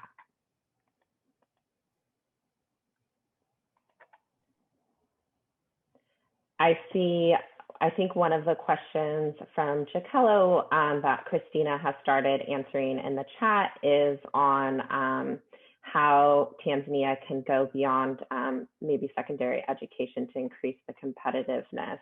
So do you want to just respond to that verbally, Christina? Yeah, I've responded to Jakello. Thank you for your question. I was just saying, Tanzania government has actually increased its competitiveness in labor market by providing this secondary education for free. And actually the government has put on a system where to only employ citizens with this certificate. So it has actually made a lot of Tanzanians to go back to schools and get these certificates, and also take it seriously and make it as a very competitive part in getting jobs. Because once you don't have the certificate, then it gets very hard to get this certificate, to get into, to access these government jobs or any tertiary education. Thanks, Christina. I see we have a question from Sheila in the chat. So not for Natalie. She says, do you also explore how female education would be affected in cultures that practice dowries? Thanks for this very interesting question. So in that paper, we really just focus on bride price. We've actually started doing a little bit of work on dowry now, but a lot of it thinking about male education, because often we think that dowry might incentivize male education, because men's parents may be rewarded with a higher dowry if the man is more educated. My general sense of the literature on dowry is that people think it harms, that dowry as a tradition seems to harm women in a lot of ways, because it makes having a daughter very costly. And so people have associated with things like higher female mortality, worse sex ratios, or there are more men per woman. I'm not aware of work particularly on education, but my guess is that people would kind of think that it has similar effects. But it's a great question for future research, and I think it's definitely worth looking into. And so hopefully our work is going to go in that direction as well. And then I see we have a question for James about potential selection bias, since 1/3 of those offered enrolled. Do you want to just comment on that? Yeah, thanks, Kizito. I think that's an important question we are dealing with right now, because so far the data I have presented, that is based on some follow-up mobile data. Because of Corona, we reduced the questions and so on issues. But we are hoping in the follow-up study, which we are thinking doing in person, we'll explore that, because our so far hypothesis is that is not only finance that is that stops the dropout students not to return to school. It's more than that. So they wanted to get the offer, but once it was offered, they didn't accept. That's really questions asked. And interestingly, even the follow-up, the second study with the JPAL we started, which is the only difference is that the first one was in the BRAC promoted learning center, and this one is the government approved what is called private centers. So this is only the difference, but we experienced the similar experience, that they said, okay, we'll accept, but once offered, they didn't accept. So it means it is more than finance. So we are exploring on that. That's an interesting question to answer. Thanks, James. So there is one more question in the chat, but since we're over time, I'm going to go ahead and let Christina respond to that via chat if available. And lastly, introduced Jennifer Nyakinya, who's the NERA program manager, and she's going to be closing us out for our research sessions today before we go into the optional networking session. Thank you. Thank you for this opportunity, Chelsea, to give closing remarks. Good morning, good afternoon, and good evening to wherever you are. My name is Jennifer Nyakinya, and I manage NERA, which is a network of impact evaluation researchers in Africa, which is hosted at USIU Africa in Nairobi, Kenya. It's been extremely worthwhile engaging with you these past 3 days. I say 3 days because there's some of you who joined us on the 6th for an impact evaluation training that was led by NERA and our colleagues at ID Insight. And to those who've been with us yesterday and today, we don't take it for granted, because I mean, without you, we'll not be able to have this summit possible. So thank you so much. A special thank you to all our presenters and all our policy discussants for the rich discussions we've had over the 2 days. We hope you found it very useful in your engagements. Thank you to the organizers at SIGA and my colleagues at NERA and our partners at DIWA as well. We really hope and sincerely hope that you'll continue this conversation on our social media platforms, on Twitter, on email, to profound and just to engage on in different platforms and different presenters that you've engaged with today, the last 2 days. For our next summit, we really hope to have a face-to-face engagement with you and host you face-to-face, because we feel also these interactions are important to have physical interactions. But in the meantime, please sign up to SIGA and NIERA newsletters. The links will be provided on the feedback form, which I think will be shared on the chat box by Chelsea.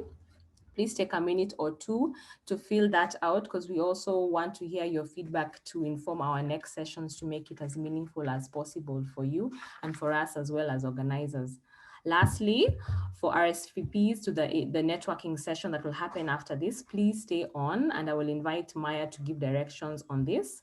But once again, we want to thank you from SIGA, NIERA, and our partners at DIWA for engaging with us these last 3 days. Thank you. Thank you so much, Jennifer. And thank you everybody who helped to make this event possible. All the SIGA staff, Chelsea, Dustin, Carson, and all the NIERA staff, Jennifer and Amos, and of course, Charles and everybody else. I think this was a big collective effort. And thank you to all of you for joining and all of our presenters as well.